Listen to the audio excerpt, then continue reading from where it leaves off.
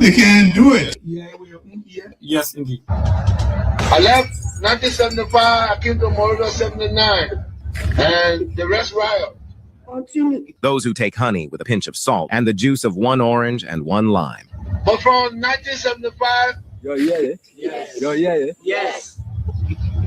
we are in 2023. Say that again. You know, some people believe that nothing good happens unless they do it. Yes. We are in 2023. We are here to build this country for our generation unborn. Oh, so you can legitimate corruption? I see a rescue man and tell you say that they go in committee room.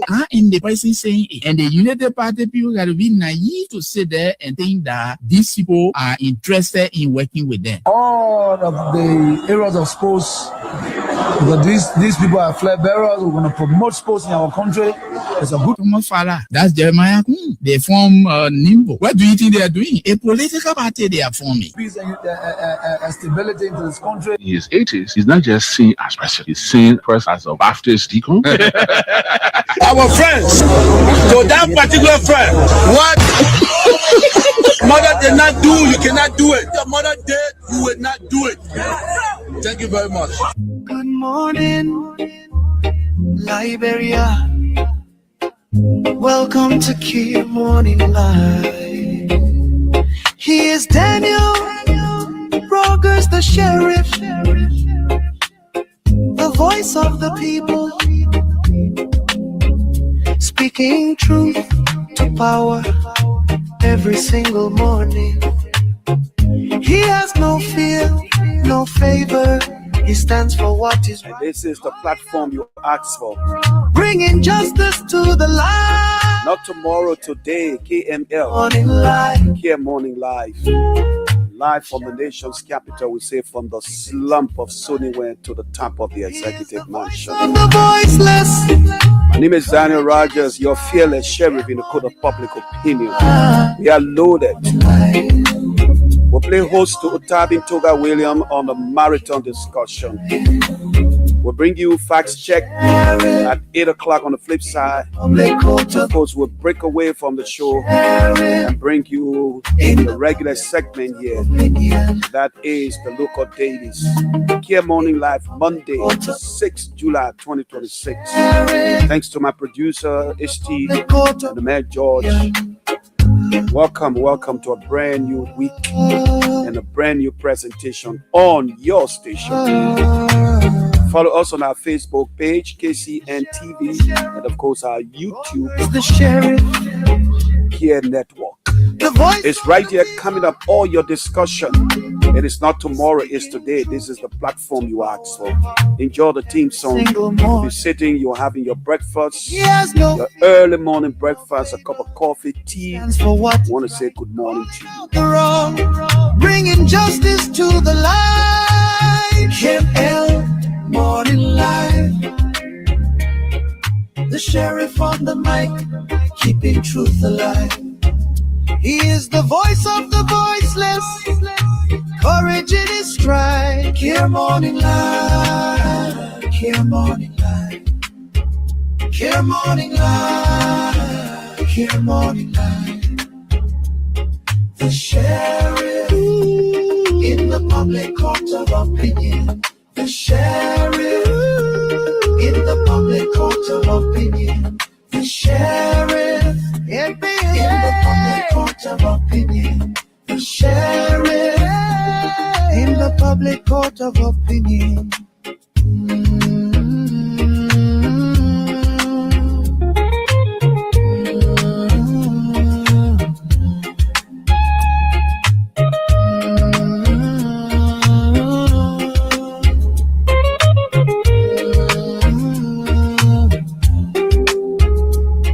The sheriff in the public court of opinion. Oh, yes, it's sitting right here from the nation's capital, Monrovia, Liberia, live from Montserrat. Good morning to the folks across Liberia. and beyond. Let me say good morning to Mervyn Kit Kat Jr., CKA, the classy man from Lone Star MT and a regular follower of the show. Lieutenant Colonel Rubin Kit Kat, Chief Prosecutor, NPA. Good morning to Councillor Bood. Good morning to BM Kota, Jimmy Smith, the folks there, Plonker, George Bassi, Nemo Countryman, and all of you navigating. Time checks is 6 minutes past the hour.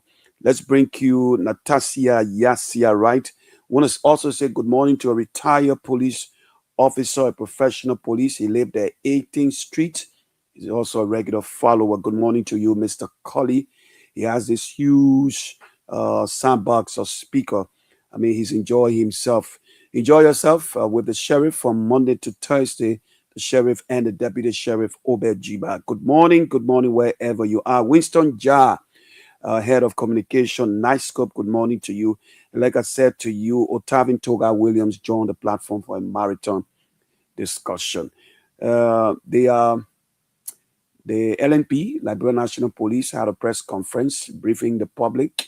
The Minister of Justice also had a press conference. We'll bring you that.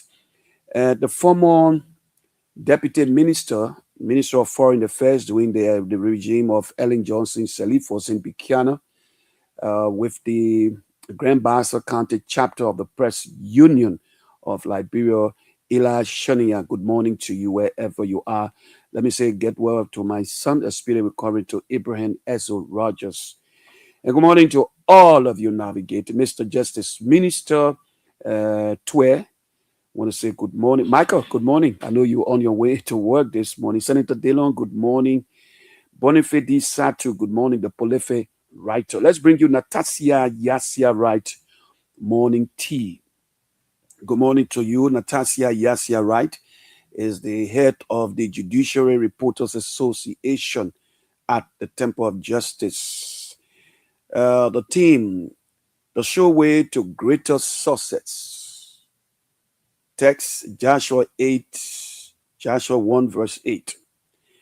This book of the Lord shall not depart from thy mouth, from out of thy mouth, but thou shalt meditate therein day and night, that thou mayest observe to do according to all that is written in therein. For then thou shalt make thy way prosperous, and then thou shalt have good success.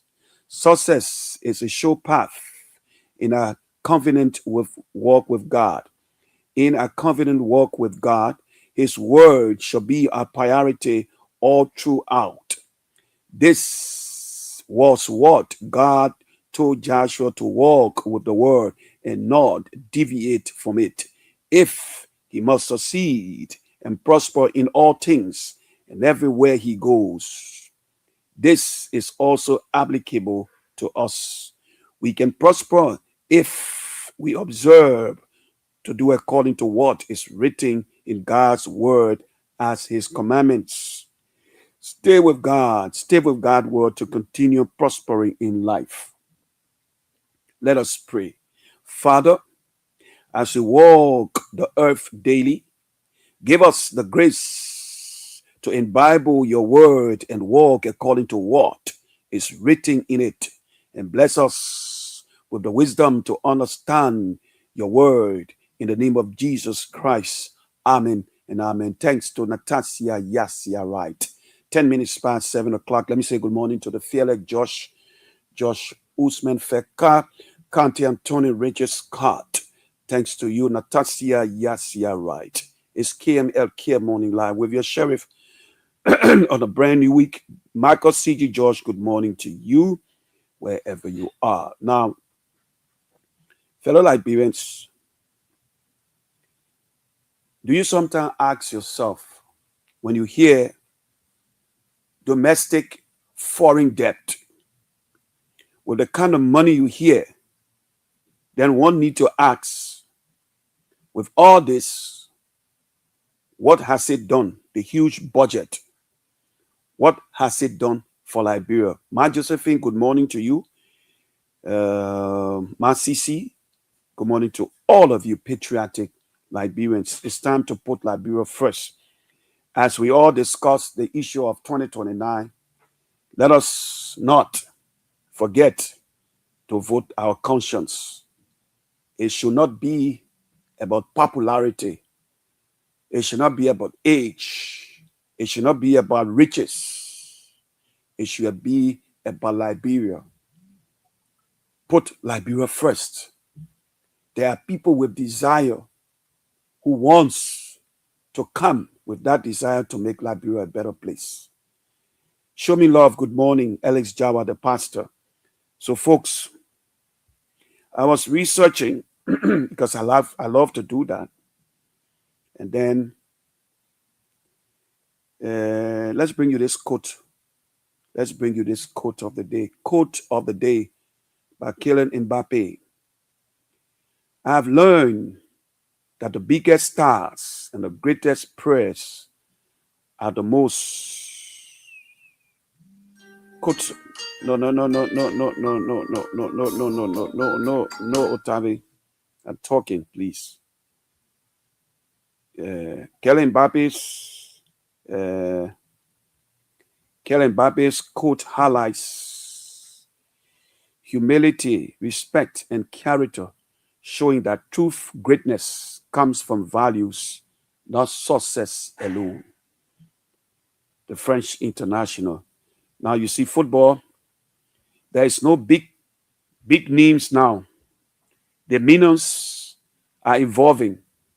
You saw what Cape Verde, right? HT did to Argentina, You saw yesterday you saw the mighty Brazil, Norway. So continue to send. So you see, we go into the 8 now, right? The quarterfinal is on now. Who goes to the big 8? The quarterfinal, then we go to semi-final. So the $50, send your prediction. I said the 2 teams that will go to the 4 teams to the semi-final, and the 2 teams that will play in the grand finale, and who's going. We don't want to know score. We just want to win, whether they play a 90-minute finish, extra time from the penalty spot. Just predict, and you win $50. So you go in for the semi-final, the 4 teams that will go to the semi-final, and the 2 teams that will play in the finals. It doesn't matter the score, whether it was for the penalty spot, but somebody has to win. Whether extra time, somebody has to win. Whatever time. So win $50. Just guess. The big guns are going away. The favorite, Brazil, one of the favorite, out. You still have Spain. You still have Portugal. In fact, Spain locks home with Portugal tonight. And you still got France. France is there, one of the favorite now. So I'm asking myself, from the Ellen era,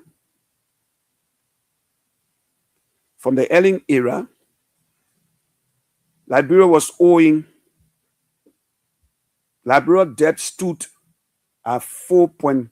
Let me see. I want to get it. 2006. What was? Let me see. Because Liberia's total public debt is approximately $2.7 billion, which accounts for about 54.6% to 55% of the country's gross domestic product GDP. This figure includes both external debt or money owed to international lenders and domestic debt or borrowing from the central bank and local commercial banks. Breaking down of Liberia's debt. Total public debt, $2.7 billion.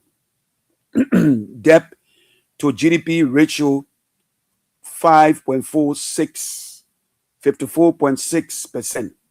External debt, $1.65 billion. Debt per capita, roughly 480 per citizen. Okay, so let's bring you key debt factors. Recent trends. Public debt levels have been steadily accumulating in recent years as the government has borrowed heavily to fund domestic furniture projects and manage economic shocks. Recent improvements, the national debt to GDP ratio has trended downward from roughly 57% in previous year, helped by an improved fiscal deficit, robust export performance such as gold and iron ore, and increased domestic revenue. Excuse me, I need my tea. Historical context. Liberia's massive international debt relief under the HIPC initiative. Liberia's debt dropped to historically low levels by 2011, though it has increased in the years since.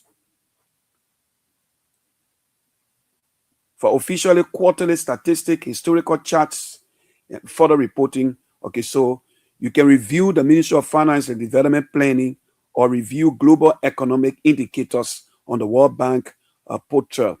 So you see,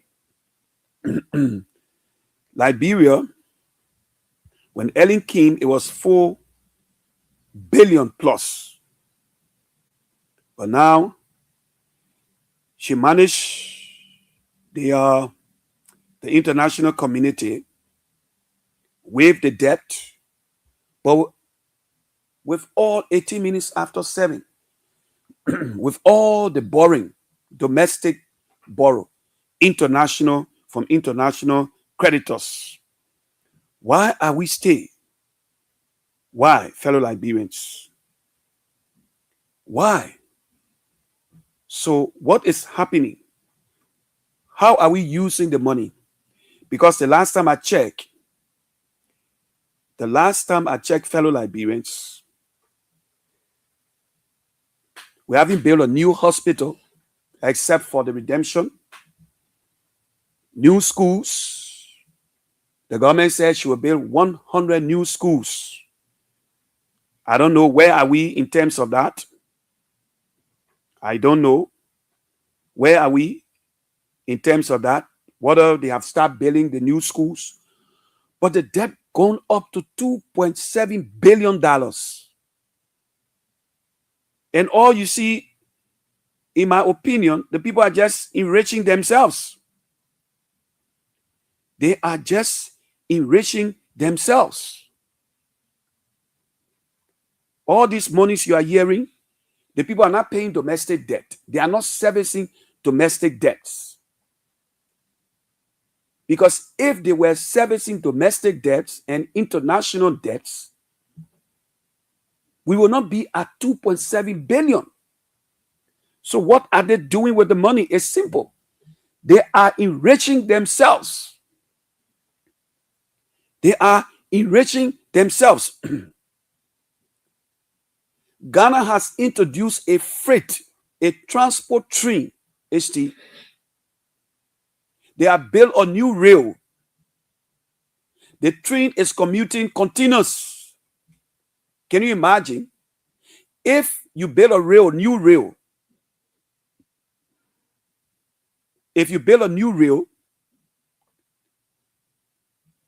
like a autopause, because the rail that is used by the concessionaire, they pay. So we need our own rail. Ghana has introduced the train carrying about 50 to 75 HT or 100 continuous, alleviating the suffering of the masses. The people that vision, they did not just get up one night, and that is continuation. For one government, Bahama King, and they have what? Dedicated it. The freight, the passenger train, cargo, where they carry continuous. So imagine if you build a rail from Monrovia or from Monserrado to Lofa, or from Monserrado to Vonjema, you build a rail to Sino to the east. Do you know how much money?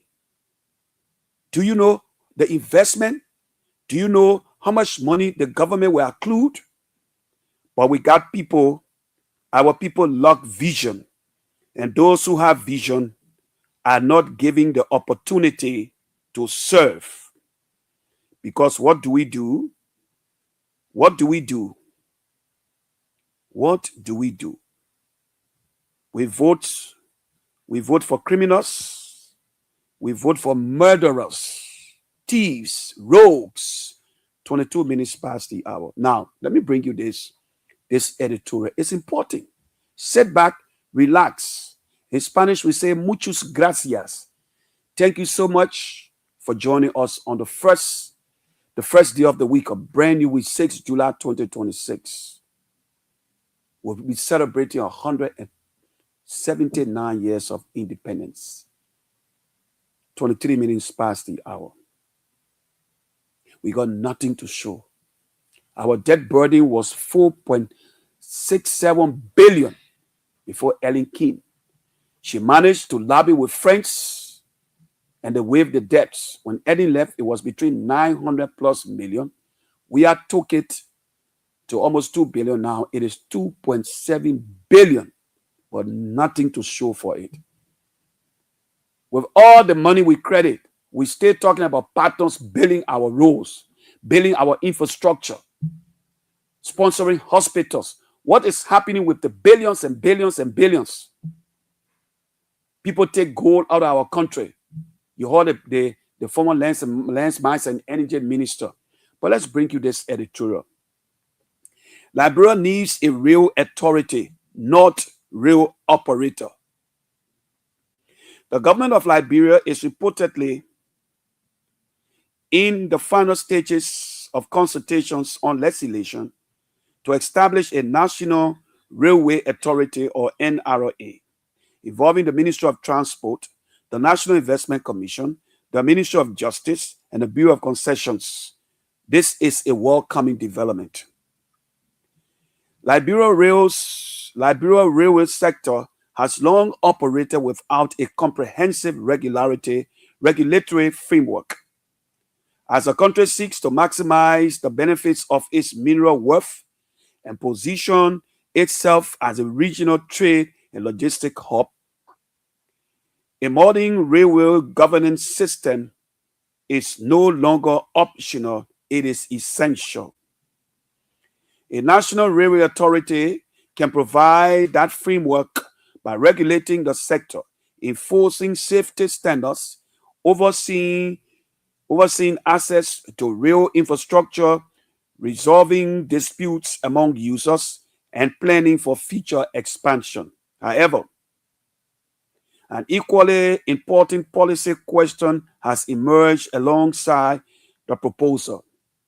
Should Liberia also establish or hire an independent rail operator to manage the country's railway system? The answer, given Liberia's current reality, is no. We should not. Today, Liberia has only 2 operational railway corridors: the Yekepa to Buchanan lane, operated by ArcelorMittal Liberia, and the Bond Mines Monrovia lane, operated by Channel Union. Both railways were built primarily to support mining operations, and both are financed, maintained, and operated by their respective concessionaires, not by the government of Liberia.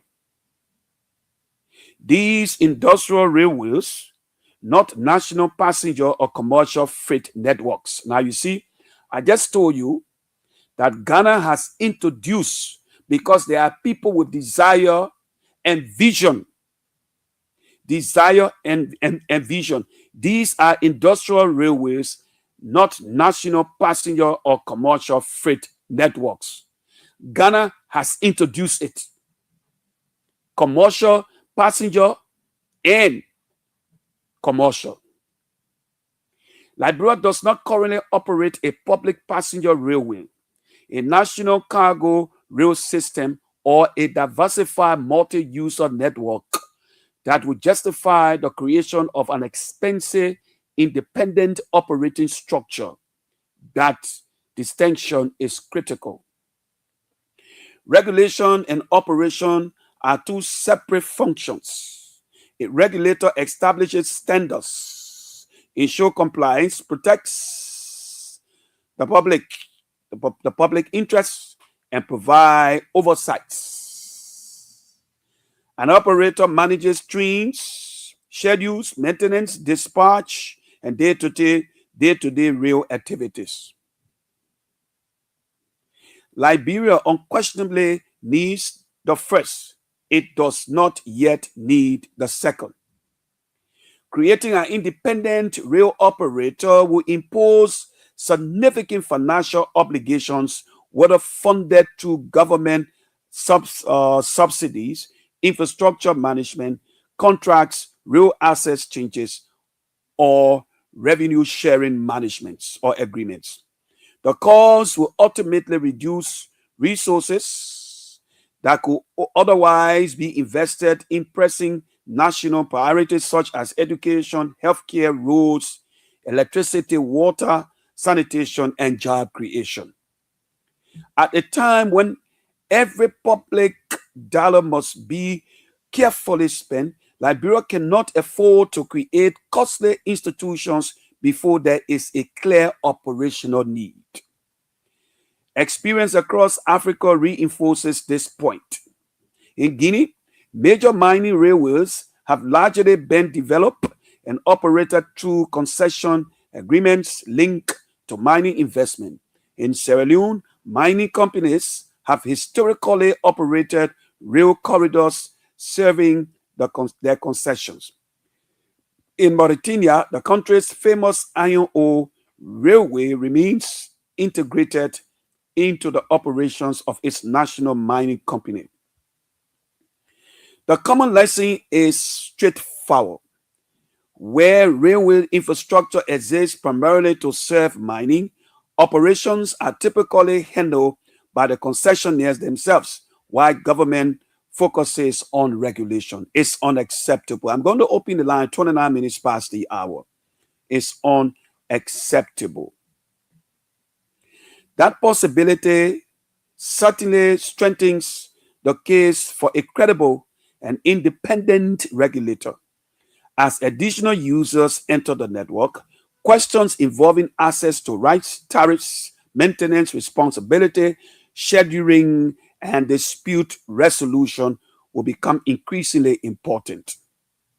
But a stronger regulator does not automatically require a separate operator, KML, with the sheriff.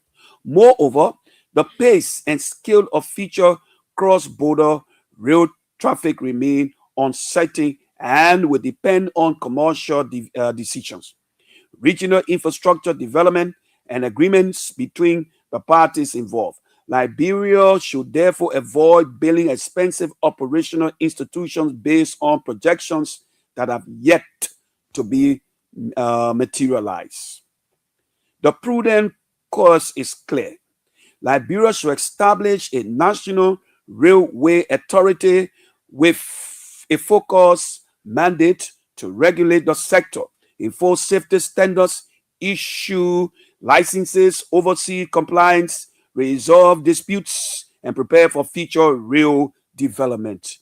Kear Morning Live. Railway operations, however, should remain with the existing concessionaires unless and until the sector evolves into a genuinely national multi-user railway system requiring independent operational management. That day may come when Liberia develops a broader commercial freight network, which has been introduced in Ghana, relieving the suffering of the Ghanaians by John Mahama, introduces passenger rail services, or reaches a level of railway activity that demands centralized operational coordination, the case for an independent operator can be revisited.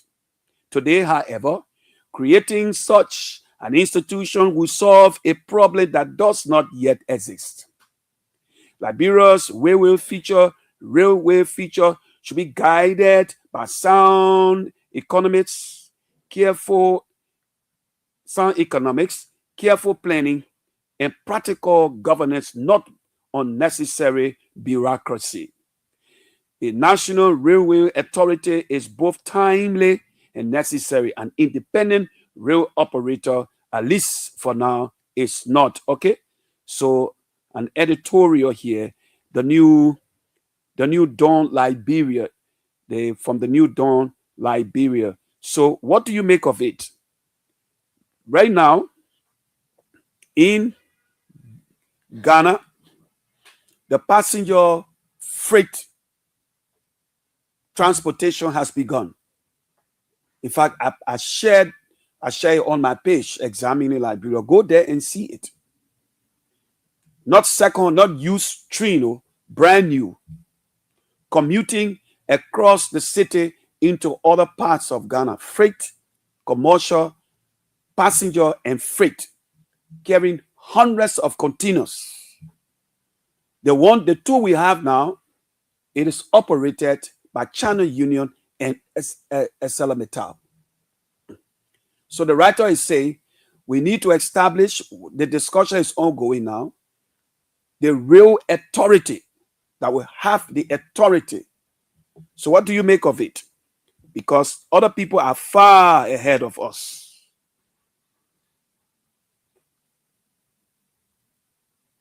Far ahead of us. Ghana is way up there. Way up there. They have introduced the commercial and freight cargo trains carrying hundreds of containers, commuting 100 containers across the city, alleviating that congestion traffic and the hurdle they experience. So the editorial say we need, now that discussion is ongoing, we need a real authority. A real authority. Let's bring you this story. Very interesting. Very interesting. And Liberians needs to know. 27 minutes going up to the hour. Brand new week, Monday morning.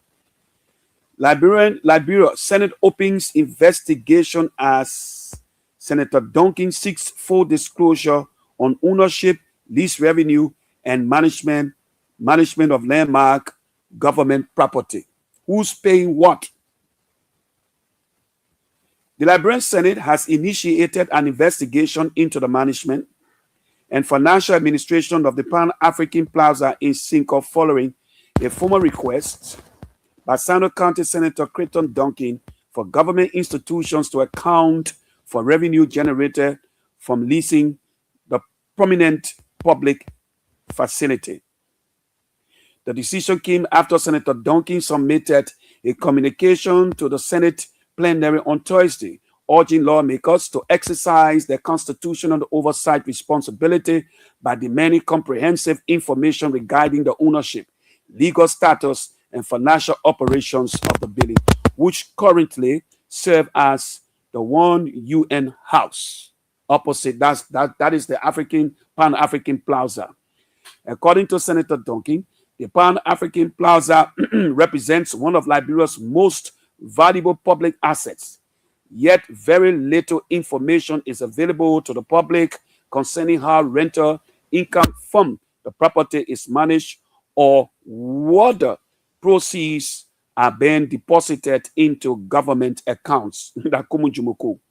He argued that Liberians deserve complete transparency regarding the administration of the facility, stressing that accountability for national assets remains an essential pillar of good governance. The Pan-African Plaza was constructed with the support from the government of Libya and remains one of the country's most significant public properties. Senator Duncan stated in his communication, however, questions continue to exist regarding its ownership, financial performance, and the management revenues generated from its commercial use. The lawmaker Sari called on the executive branch to provide official records detailing the property's legal ownership and custodial arrangements, including the arrangements or agreements under which the building was originally constructed and subsequently transferred to the government of Liberia. He further requested that authorities disclose the total amount of revenue collected through lease agreements, official rentals, and other commercial activities over the past 3 fiscal years if the property is indeed owned or managed by the Liberian government. Senator Duncan also wants government officials to explain how those revenues have been utilized, including whether the funds are deposited into the consolidated fund account or the consolidated fund retained by a particular government institution or collected for other authorized public purposes. To ensure a thorough review, Senator Duncan proposed that several government ministries and agencies appear before the Senate to provide documentary evidence and respond to questions from lawmakers. Among the institutions he identified are the Ministry of Finance and Development Planning, which is expected to explain the treatment of rental revenues within the national budget. The Ministry of Public Works, responsible for information relating to the property's maintenance and custodianship, and the Ministry of Justice, which could provide clarification on ownership documents and any legal agreements associated with the building. He also requested the appearance of officials from the Liberia Revenue Authority to account for tax collections and lease payments, as well as representatives of the General Services Agency to explain property management responsibility and tenancy records. Senator Duncan maintained that obtaining these records will strengthen public confidence in the government's management of national assets while reinforcing the legislature's constitutional responsibility to ensure transparency and accountability, KML.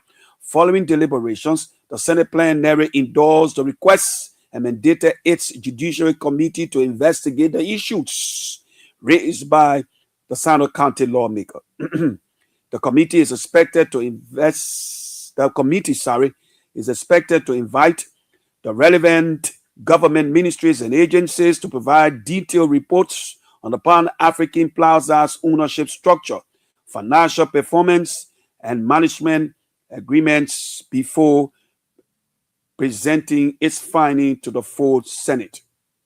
The Pan-African Plaza was constructed between 1979 and 1983 through a joint investment initiative involving the governments of Liberia and Libya. Standing approximately 44 meters high with 10 floors, the structure remains one of the tallest commercial buildings in Liberia. The property was historically managed under the Liberian Libyan Holding Company before that entity was dissolved in 2015.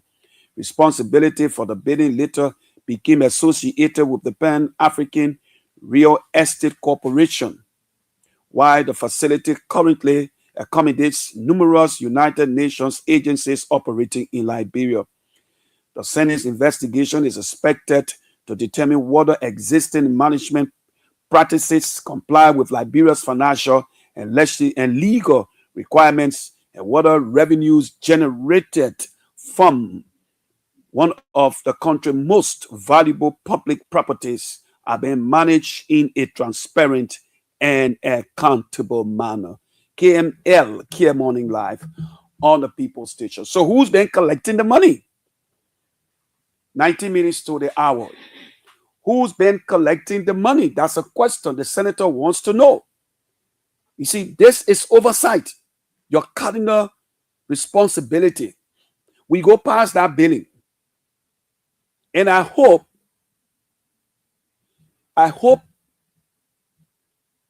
Jonathan Segbe, River G County Senator Jonathan Segbe, is the same issue he raised with the hotel that was built during the building of the SKD. The hotel was built for the national team, but it is in the hands of a private owner or management. Who's been collecting that money? In fact, when was we have to do research. When was the Pan-African Plaza turned over? I think it was during the time of Ellen Johnson Sirleaf. It was the time of Ellen Johnson Sirleaf. So Creighton Duncan is saying, the Sino County senator is saying, Liberians deserve to know. Liberians deserve to know who entered into agreement. So that is why they are inviting the Minister of Finance and Development Planning, the Minister of Justice, the LRA, the Minister of Public Works, and the General GSA. They're also inviting the GSA to come and show who has been collecting or who is collecting as per the lease agreement. Is there an agreement legally? Did the government sign a legal agreement? Because there are a lot of UN building, UN offices in that building. So Duncan wants to know, and that is his right to know. That is his right to know. Who did what? Who's been collecting money? If there is a lease agreement, Duncan wants to know. And Liberians, you yourself need to know. So I'm about to open the lines. Then we can discuss it. Give me your views on it. You know, a tragic motor accident between Swakoko, I don't know why people are speeding so much. A graduating senior, the manager of where this place, another guy who came from India, got his master. He died instantly in that tragic motor accident. So the traffic management, how effective is the highway patrol? How is the coordination between the traffic management and the traffic division at the Liberian National Police? Otavi Williams will join us. He's trying to call me, but I'm using my phone, so it's not possible. Otavi, we expect you this morning because we want to deal with this issue. How Mr. Brown got released, you will know, fellow Liberians. I say to you, the judges in this country, they are so powerful. I don't know, excuse me, whether the Minister of Justice, who is the Attorney General, I don't know whether he can overturn a decision, because the first thing the judge will do will threaten the minister that you'll be held in contempt. So it was the judge of the 13th Judiciary the Circuit Court in Magibi that released Mr. Brown, U.S. Brown, and he suffers now in this $19.2 million episode. Why did the judge release him? They said temper justice with mercy.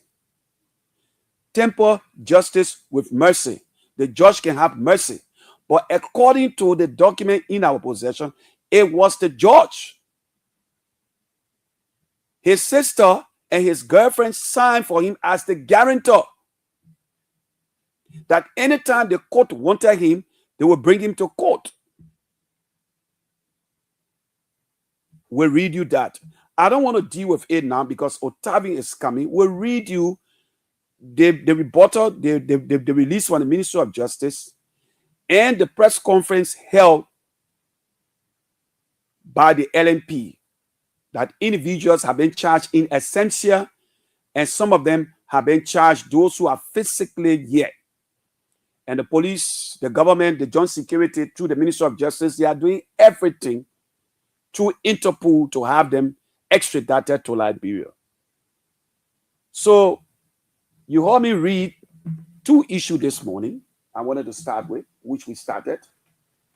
The issue that has to do with the Pan-African Plaza. You know, too often the Kumu Jumuku is too much in the country. That Kumu Jumuku, certain people gave the place out, and Liberians are not benefiting. And the issue of the rail, establishing a railway authority, building new rails in the country, commercial train, freight, carrying goods around the country to alleviate the suffering of Liberians. But we need people with vision, people with desire. So, in your wisdom, the senator, the debate is ongoing now, plenary, then they will put it before the full body to discuss because the senator wants to know, Liberians wants to know who enter into agreement, whether there is a lease agreement with the Pan-African Plaza hosting offices, multiple offices of the United Nations. So it's Kear Morning Live. Deputy Sheriff has just arrived. Let's get his thoughts on the issue. Then, of course, we'll open the lines. Like we said, Mr. William will join us on the maritime discussion. Good morning, Deputy. Good morning, Sheriff. Good morning, Liberians. It's good to be back here this morning with another edition of the program, Kear Morning Live. Okay, so the editorial, the New Dawn editorial is calling for, now there's ongoing discussion to establish a real authority. Because what we have, China Union and ArcelorMittal, they run the rail. So in the editorial, the New Dawn is in agreement that we have an independent rail controlled by the government or the authority that will manage, obey, and will be responsible. Then we can introduce a commercial freight train. Ghana has introduced it. It's up and running. So they did not just get up one night and say we'll do it, right? It was a plan. So maybe we could do a 2, 3, 4 years plan to introduce the commercial freight train operation. Because I see it's on my page. You see hundreds of containers on the train. They're carrying it. So if you build a rail from Montserrat through Banga, to other areas to the southeast, that will alleviate the suffering of the Liberian people. You know what you're talking about, to carry 50 or 100 containers across the country. So you have nothing to do with traffic. So these container trucks, the issue of deaths, breaking down on the wayside, causing multiple deaths. So we want to get the thoughts of Liberians. So weigh in. Then the issue, as per his oversight, Senator Creighton Duncan has written plenary, and they are discussing it to investigate who enter into agreement to turn that building over, whether it's a lease agreement, whether the Ministry of Justice was involved, the Ministry of Finance, Public Works, the GSA. They want to know. They will be inviting them. It could be Kumujumuku. Somebody, I think the tenor place who are doing the early regime, right? Okay. It was doing early time. I want to do the research. Who been collecting the money? Because you can't just say, Ellen got it one night, or one government job we got it one night, or Mr. Taylor. Let's forget about Mr. Taylor because that building was not functioning during Mr. Taylor time. So the Ellen and we are. So whether they enter into a lease agreement maybe after 10 years, 20 years, since they took over, it's been years. Most of the UN office, you go to, if you went to Mama Point in the past, most of the offices were there, right? Yeah. So they all moved to one house. They call it the one UN house on the boulevard there. So the senator wants to know, isn't he right? Is the senator not right? Yes. To inform the Liberian people as per his oversight? He's right. Let's get your thought. He's right. There's some national buildings or governmental structures that need some of these investigation. Take for example, not just the building, but properties as well. We talk about. They got government land somewhere being occupied by a certain group of people. What exactly is the arrangement and negotiation towards that? How are they paying their rental fees to the national government? Because if government occupied a particular structure, sheriff, they pay it. Sometimes they put government outside. Yeah, they Yeah, you saw the neck, right? They said they were holding rent. When the Ministry of Education was on Broad Street, they had to relocate to Sincor, and then now they are where they are at the ministerial complex or so. But you need to understand how are these things done, like the renovation of the mansion at the point in time.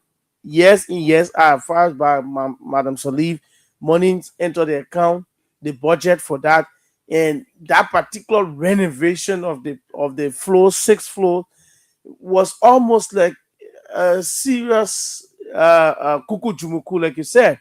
And at the end of the day, the other person can say, we'll face it, we'll do this one, and this is where we are up to present.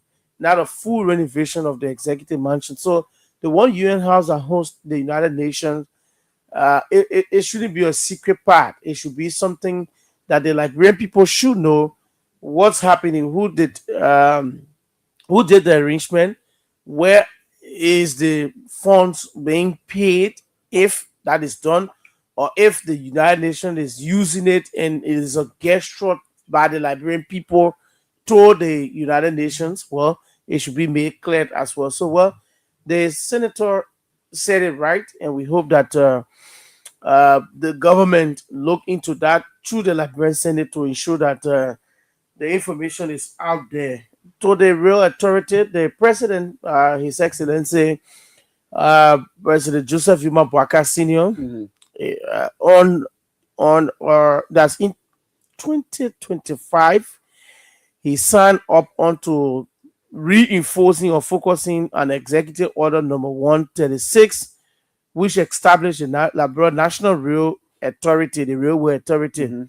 That was done. He signed that particular executive order. He had issued the order that's the order number 153, renewing and refocusing Executive Order number 136. That is exactly the information which established the Liberia National Railway Authority as the national regulatory and facilitative body for the country's rail sector.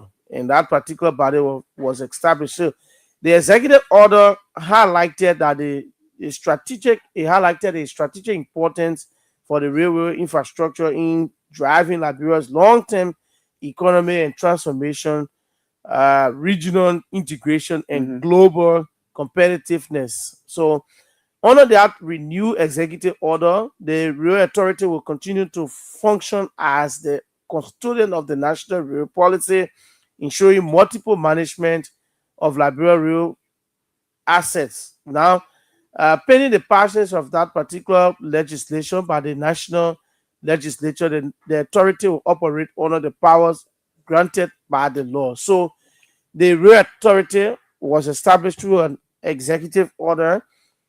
So we have multiple users. This is a very big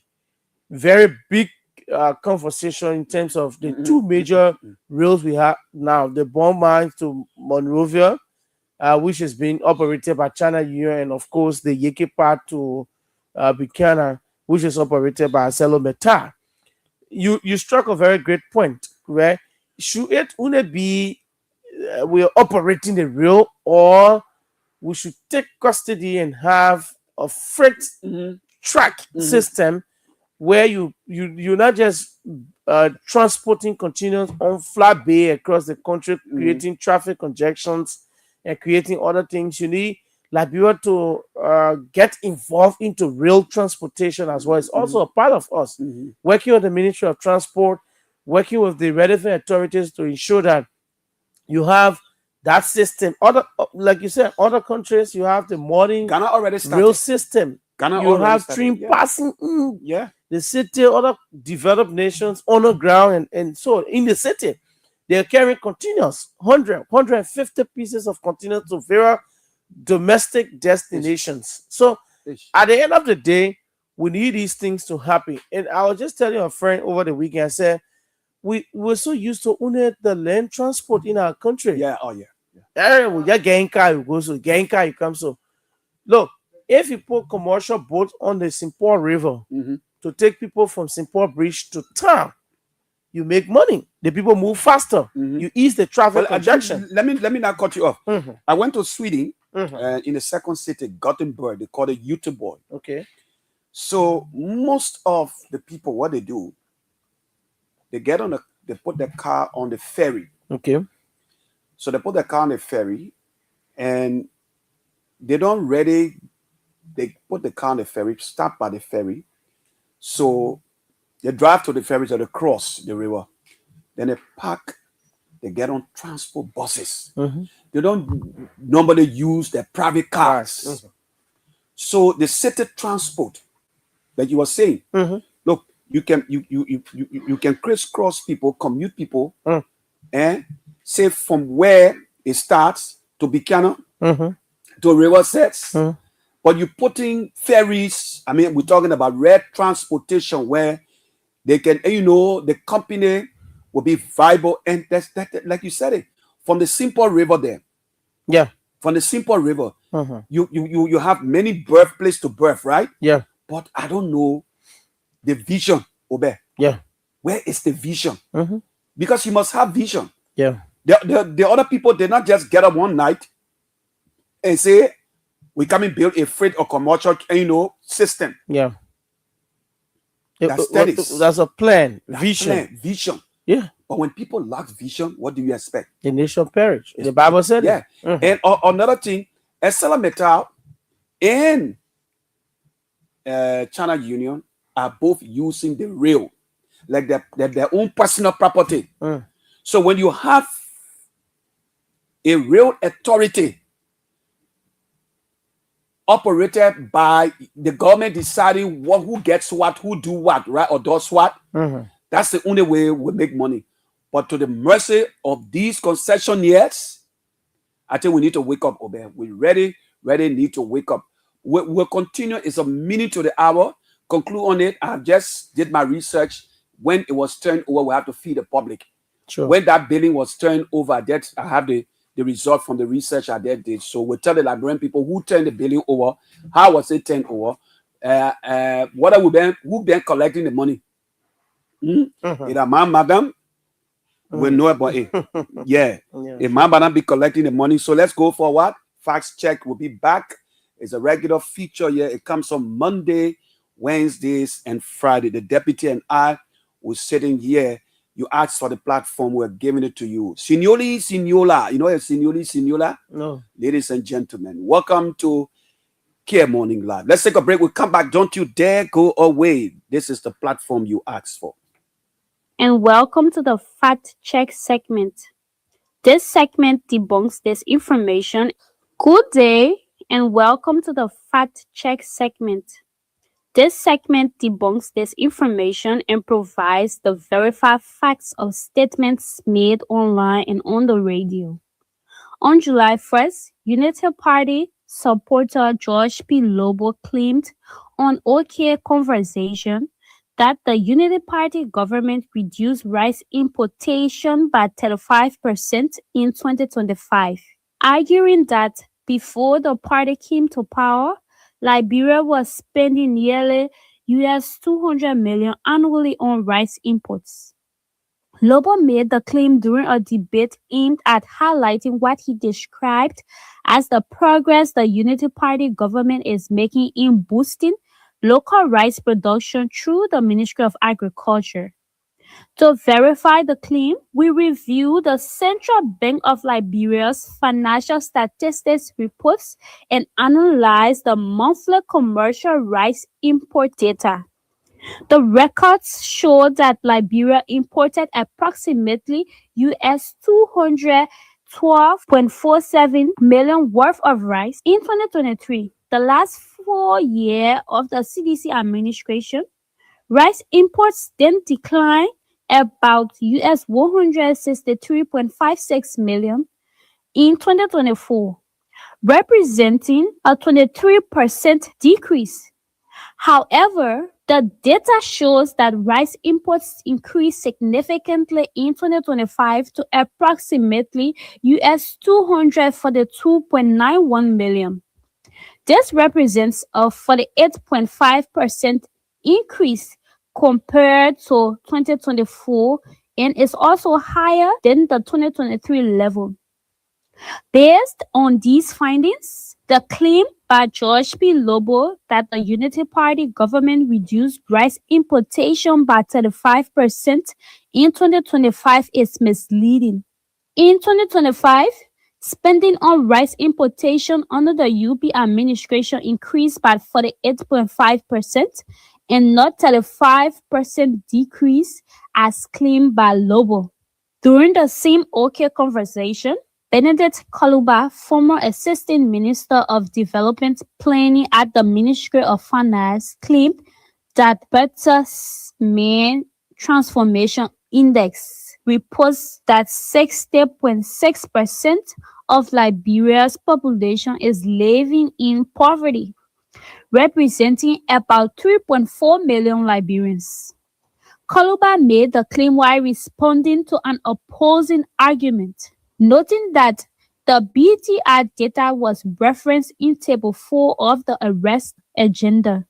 To verify the claim, we reviewed the 2026 BTI country reports on Liberia, as well as data from the World Bank. The BTI is a global assessment published every 2 years by the German foundation Bertelsmann Think Fund. Our review found that the BTI does report that 60.6% of Liberia's population lives below the international poverty level. However, the BTI reports indicates that this estimate is based on data collected in 2016 and therefore does not reflect developments under the current Unity Party administration. We also reviewed the World Bank's latest poverty assessment, which showed that approximately 59.7% of the Liberians were living below the national poverty line in 2023. In its 2024 Liberia Poverty Assessment, the World Bank noted that poverty remains a major challenge, affecting nearly 6 out of 10 Liberians. The report estimates that about 3.1 million Liberians live in poverty. Based on the available evidence, we conclude that Benedict Kaluba's claim that the BTI reports 60.6% of the Liberians are living in poverty is correct.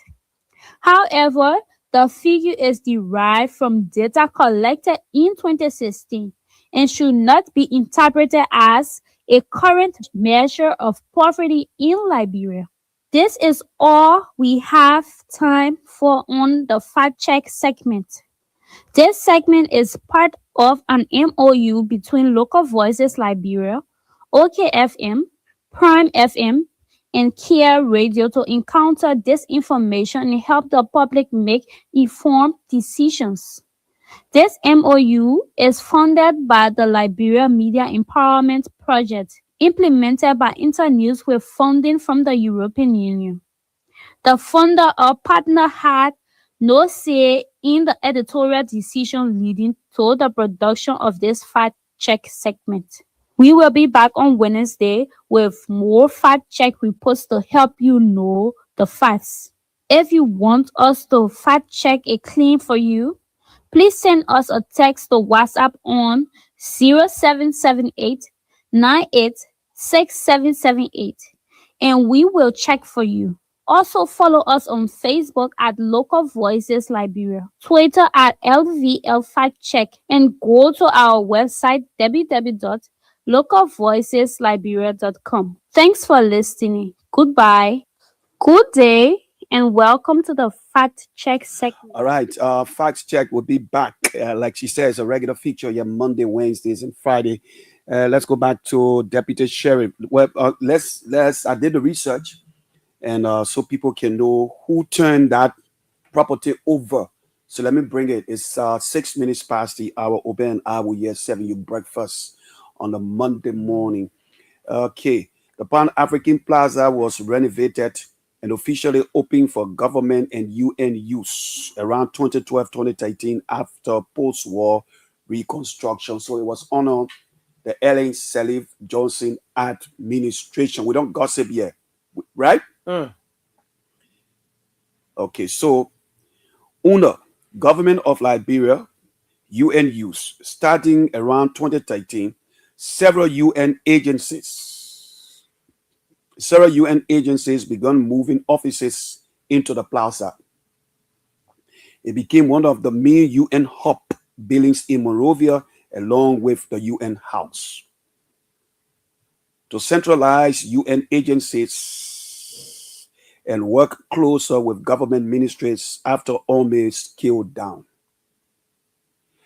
Agencies there, UNDP, UNICEF, WHO, UN Women, and other UN programs have had offices there at different times.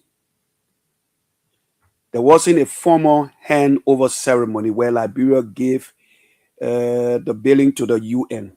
It is more like a lease and rental agreement. The government provides space and the UN pays and runs its offices there. Obey? So if someone said turn over to the UN, they probably meant UN agency move in and now operate from there around 2013. Okay, so who's been collecting the money? If there's rental and lease, Obey, let's discuss it. Liberians wants to know. So it falls directly under the GSC, right? The GSA. GSA, sorry. Yeah, they're responsible for government properties. Yeah, so that enrichment should be clearly from them as to how the United Nations has been paying their what are they rental paying? fee. Yes, but I'm sure they've rental been paying or lease agreement or fees. No, what I'm saying, because you could rent and not lease. Yeah. So the question is rental or lease. They've been paying rent or they lease. Because every month you pay, right? Yeah. So lease is by year. An agreement. Yeah. Maybe we lease it to you 25 years. So we need to know from 2012, 2013, how many years we're talking about now, Obey? Several years. 2013 yeah. to 2026. Yeah. Yes. Madam, please help us. Yeah. So it means a whole Madam, lot. help us. 2013, 2012 to 2026. How many years? Crewmen say Dio. 13? I'm sure. Yeah. So that 13 years. Yeah. We want to know. Senator Duncan wants to know. Yeah. Liberians are craving to know. So 13 years, right? Who been collecting if that rental or lease? We won't know. And the United Nations is not just maybe an individual. So yeah, they are of standards also. Right? They are so that's 14 years. Yeah, they are according to madam. Yeah, they are of standard, and so I think they will go by the lay down procedures. They also have a legal team, so arrangements of such are done legally. Also, so I don't think they will pay money clandestinely. But again, if it is wired through the referral channel, what is the agreement?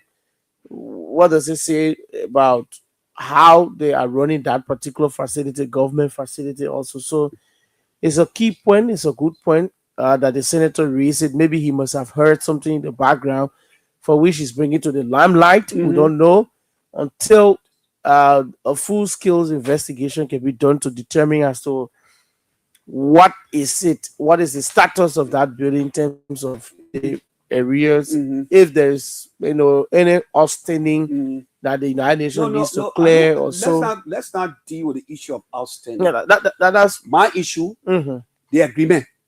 Who entered into the agreement? Whether it was an official agreement that because you have WHO, other UN agency there, multiple, UN. Yeah. So is it a list? Did they list the place to the UN? That what we won't know, the Liberian people won't know, Obey? Yeah, sure. Yeah. So the onus is upon the GSA to do so, alongside the Liberian Senate, for example, to call them to give the status report on that particular entity. Yeah. So we hope that Senator Donkey can push further in terms of his quest to know exactly what is the status of that particular bidding. But let's bring you this important announcement from LEC. When we come back, we'll run into other issues on the platform this morning. The Liberia Electricity Corporation is pleased to inform the public that it is collaborating with SYNAPT for the implementation of the smart metering program.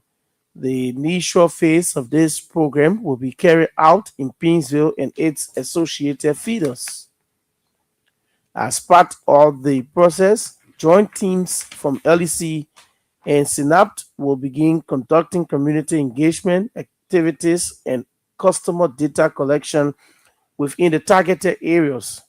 The smart meter comes with several advanced features, including geofencing technology. The meter automatically shuts down and can no longer work if it is removed from its registered or installed location. Tempered alert system. The meter automatically sends SMS alerts to LEC, SYNAPT, and the customer whenever tampering is detected. 3. Automatic token loading. Customers no longer need to manually enter token codes when you purchase your electricity, as credit is loaded automatically onto the meter. 4. GPS tracking capability. GPS tracking capability. What's that? There's a feedback. George. Where's this feedback coming from? Okay, go ahead. Sorry for that. Automatic token loading. Customer no longer need to manually enter token codes when you purchase your electricity, as credit is loaded automatically onto the meter. GPS tracking capability. The meter can be located through its GPS system, identifying its location when stolen. Following the customer data collection exercise, LEC and SYNAPT will commence the replacement and installation of smart meters. Customers who currently have a meter possesses proof of payment for a meter or whose meter was previously stolen with evidence will have their meters replaced free of charge. Customers without existing meters records will have their information collected and will be required to pay the applicable connection fees to be connected. For additional information, please contact the LEC Customer Care Hotline 4500 or visit the LEC head office down Waterside for more information. This announcement was brought in and signed by the management, Liberia Electricity Corporation. So you want to let's take course on that the issue of the establishment of the land that's the Rail Authority HT. Madam, please send the phone over to over take the call from there because so let's get your thoughts on the issue. How did the Pan-African Plaza, one of Liberia's valuable assets, how was it turned over to the UN? How was it turned over to the UN? The senator wants to know. Liberians also should know. We want to know how. Go ahead, Obed. Okay, so 0777959 0881-871-670. Add the numbers to call and you'll be live on the program this morning. 0777959 0881-871-670. The one UN House. Senator Donkey is calling for the push of that facility to know the agreement that led to the one UN House being turned over to the United Nations, hosting several UN organizations as well. So keep your calls coming in and let's hear from you. What's the take? What do you make of it? A whole lot is coming up. The police has charged some individuals in connection with the 19 million. Mm-hmm. Drugs has been greeted by mixed reactions, and of course, once our guests come in, we're going to look at that lengthily. We're going to discuss it and have a time to afford you the opportunity to also contribute towards that particular discussion on the program. Several other national issues will be talked about. It's a marathon discussion. We're going to be moving up onto 10 o'clock with that particular conversation. So Otavi Williams will be up here. And we hope he shortly. comes on time. We don't, I spoke. We talked this morning. Okay, so and then he promised to be on time. Yep. Okay, so let's see what we can do. This should interest you. There's a serious topic that Pan-African since 2012, 2013 turned over to the UN. How? Yeah, you know the people. Oh yeah, but the politics and the drugs issue. So right now you have a challenge with people calling on this particular UN issue or so. So well, but that's it. It is, but it's a serious issue. It is of concern. Yeah. It is a push from the senator of Sino County, and so we hope that you can follow up, and we hope that the senator could also elaborate on what exactly they are or he's thinking on doing next in terms of calling on government to pay attention or to ensure that the necessary information out there relative towards obtaining. Okay, 17 minutes past the hour. Get to your phone. Let's discuss the Pan-African Plaza. Do they have a lease agreement or rental agreement? Because those UN agency, imagine they were up Mama Point, right? Mama Point occupying huge building, paying rental or lease. So are they since 2012, 2013? Have they been paying to the a lease or rental to the government, or on what basis or what sort of agreement did the government enter? That was during the Ellen Johnson Sirleaf administration, and then George Weah came.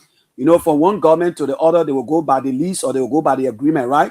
Then came what? His Excellency, almost 3 years. Almost 3 years now into his presidency. Who's collecting what? The Pan-African Plaza, one of the Liberia major asset, government property. So who's collecting what? But like you said, we're not talking about the 19 million. And we're not cussing somebody, or not cussing by me, criticizing. But this has to do with you. That is your property. The Pan-African Plaza.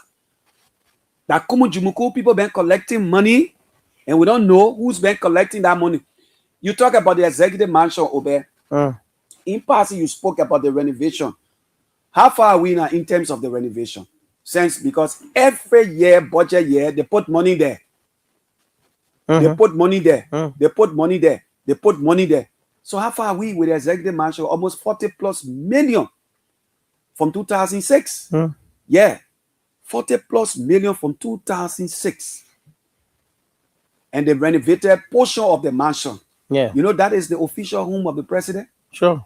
Wada Boaka, His Excellency Joseph Yuma Boaka, after him, another president. That is the home of the president. Like you say, the American president, Trump is in the White House. And after 4 years, Trump will leave. Another president will come. We've spent millions of dollars. There has been other report on the executive mansion. No prosecution. Nobody been called. Nobody taken to court. Nobody investigated. So Senator Donkey, as per his oversight, call on his colleagues to investigate and call those, the Minister of Justice, the Minister of Finance, the GSA, the land and not the Revenue Authority to come and say what sort of agreement, explain to the people what sort of agreement they had with the UN, that those agencies will occupy the one UN house. It is called the one UN house. They don't refer to it, even though the original name is the Pan-African Plaza, isn't it? Yes. So it's now called one UN house. Good. Yeah, so we will follow up with the senator to know exactly how is it. Perhaps place a call on tomorrow to know his push for this. But the vice president has been writing. Maybe we could just read that before going through the revision of the papers. Okay. Yeah, the vice president Jeremiah Kpankun read that in quotation, I reject Rogness's allegation on Spoon TV last night that I have an association with one Anthony seen in a group photo with me, who he alleged to have a link to drug-related activities. As vice president, I do take photos with many individuals as at public and private events. I do not know Anthony, and the photo taking does not suggest my knowledge of any personal dealings he may be involved with. As I stated, when Clifford Payne, an official of the group of 72nd, was arrested on November 24, 2025, in connection with allegations arising from a suspected drug case, I still maintain that if my wife, children, relatives, friends, and political associates and employees are connected to any drugs-related activities, they should face the full weight of the law. Thank you. And that's what the vice president wrote. So now taking photo with people, it has become a crime. Yeah, it is suggesting that. Yeah, because I snap a photo of this person and as public servant, people can. I take photo with multiple people. I don't even know very well. So that someone is using that photo, and so he's saying that he rejects. It doesn't represent what the assertion made by Ronnie C. Very well. It does not represent his person. He's not. So, but he even said it. Anybody who is connected to me, get involved in the sale, importation of drugs, should bear the full weight of the law, the consequence of the law. Yeah. The man is saying that. So, taking picture with somebody, do you know what they do, their activities? Are you responsible for what they do? That's a question. But again, you know now, that's the day, the politics of the day, yes. Of the day. As we move to 2029, a lot of things will come up. Lot of things will come up. So the vice president, but you see again, these things comes up and you want to do a follow up. The bureaucracy to the office. They keep the people away, and but when you discuss something negative, then they start calling. Oh, you hear the on Kear radio, they're saying this, they're saying that. But if you want to do a follow up with the vice president, they will not. And those are public figures. Then why will you stop from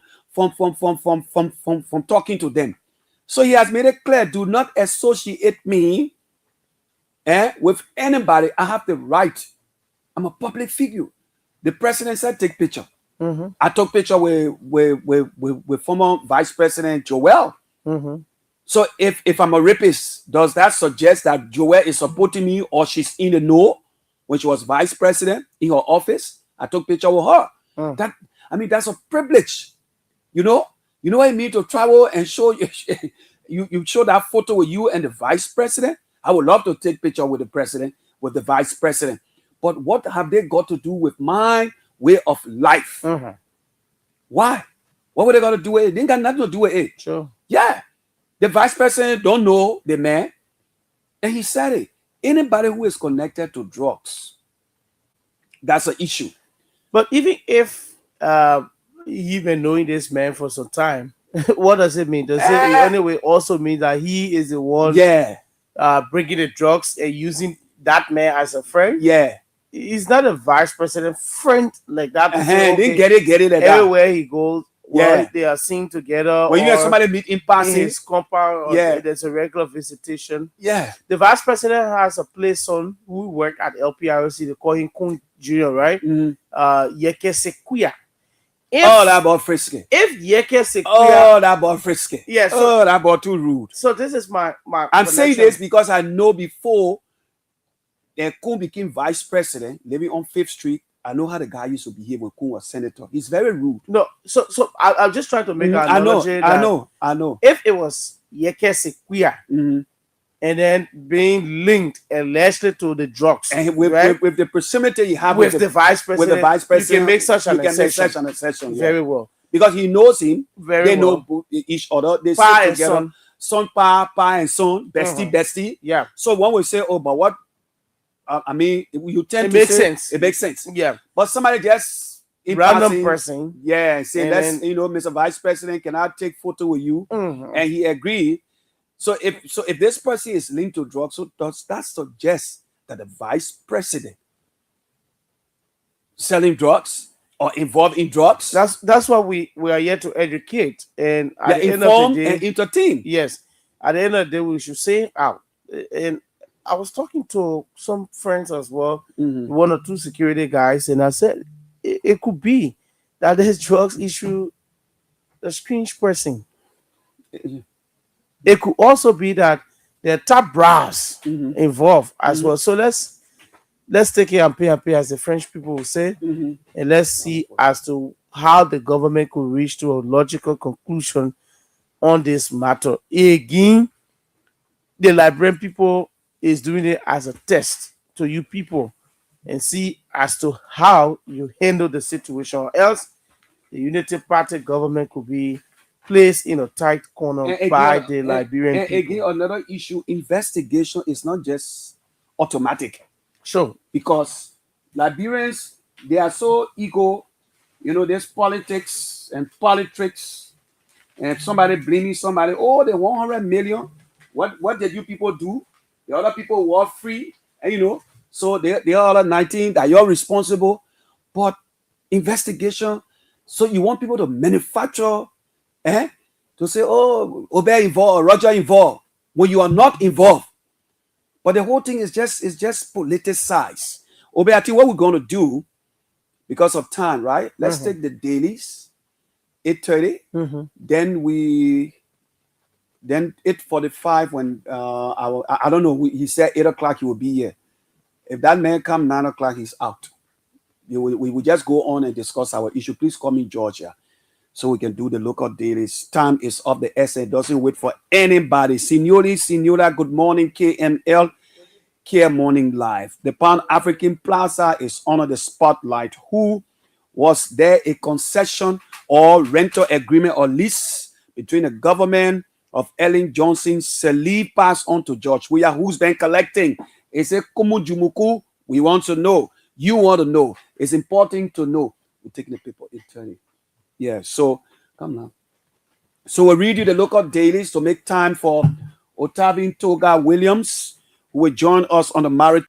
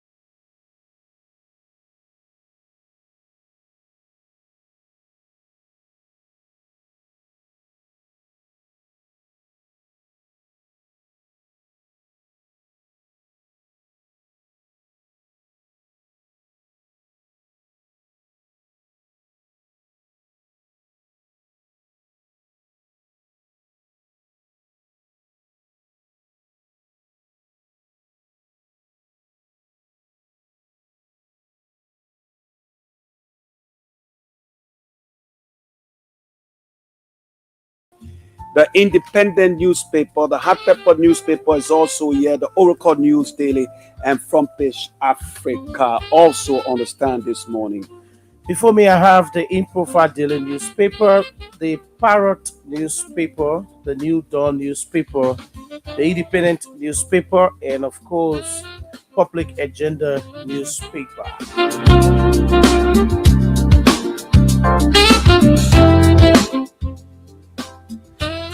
All right, our first stop is at the Front Page Africa. Let's bring you visa-free Africa. Liberia pushes continental tourism agenda as LNTA boss Cooper urges African leaders to privatize transport connectivity.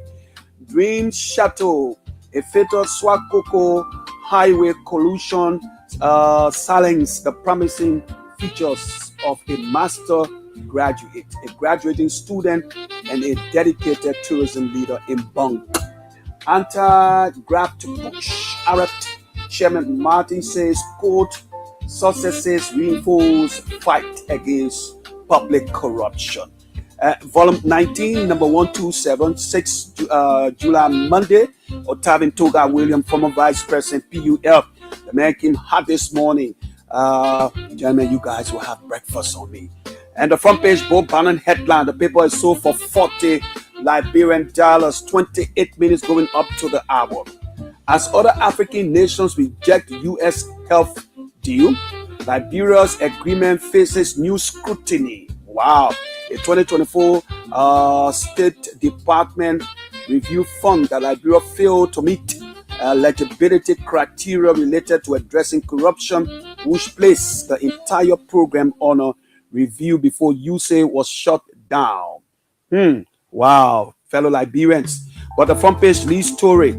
4 out of 5 charged.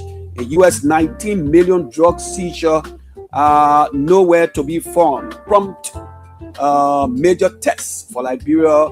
Wow, this is not clear. Okay, missing suspects. Complete probe. And I see players here. But the notable face is Marco U.S. Brown. How did he resurface in the 19.2 million? That's a big question. It's coming up right here on the People Station. Otavi is here, and we'll discuss the issue, what the editorial says. We're trying to run for the editorial. It says, justice delay, justice denied. Liberia's drug war cannot end with missing suspects.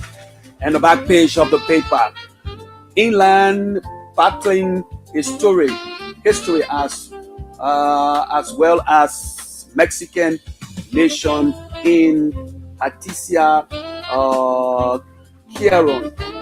8 of the most 10. Okay, it's about Mustafa Raji Sports, so we leave it there. And of course, deputy. First up is the Improfa Daily newspaper. In all that we do, in all that we write, in all that we report, come what may, no matter what, Liberia first is the motto of the Improfa Daily newspaper. PL Best Newspaper 2012, 2013, 2013, 2014, volume 18, number 163, and it's sold for 40 Liberian dollars. The headline on the front page of the paper this morning: US 19.2 million cocaine suspects charged. And of course, to get the detail of that development, grab yourself a copy of this paper. US 500,000 lawsuit heads to jury trial as JJ Rabba student narrates ordeal. Student of the Joseph Jenkins Roberts High School on the front page of the paper. Trusted Minister seeks stronger witness protection. Photograph of Minister Oxford Twe is on the front page of the paper. US 57 million financing agreement rectified. His Excellency President Joseph Wakai photograph is on the front page of the paper. What kind of agreement that ratified? 57 million. Yeah, that's the McCoffey soda battery expansion. Okay. Yeah. To the back page of the paper, remove Bwaka name from our agriculture college. One citizen insists. Photograph of a citizen of one country on the back page of the paper this morning. Without flip strictly to the editorial, it says When will the drugs Goliath fall? Is a question being asked right here by the paper. All right, moving on. KML Kear Morning Live, volume 26, number 12440. Get a copy of the Daily Observer newspaper. And the front page says government indicts 5 in US 19 million cocaine bursts. Police charges, which came after weeks of public outcry. Mark turning points in high stakes drug case. Left to right, Paul J. King, Operations Manager of Global Logistics Services, GLS, and Michael U.S. Brown or Rahim Barr are 2 of the indicted suspects. Diplomacy at work as government break ground for Japan freeway extension. FM says, Finance Minister say initiative demonstrates foreign policy that delivers results. Out of 2.7 billion, we still asking people to put pamper or diapers on us.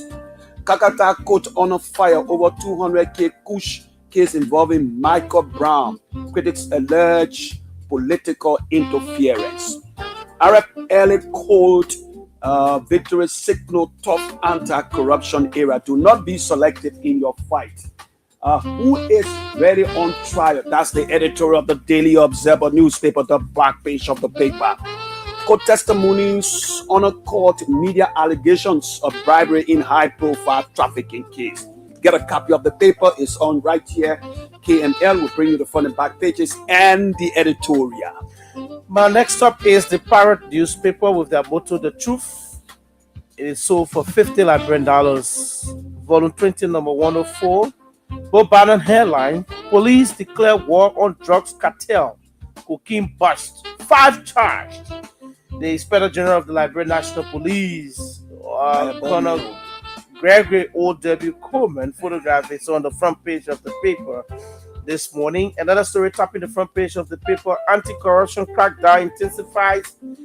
Court rejects Nora Finabono's bond. Photograph of former chief of protocol to former President Weah is on the front page giving 72 hours the paper. to file a new bond.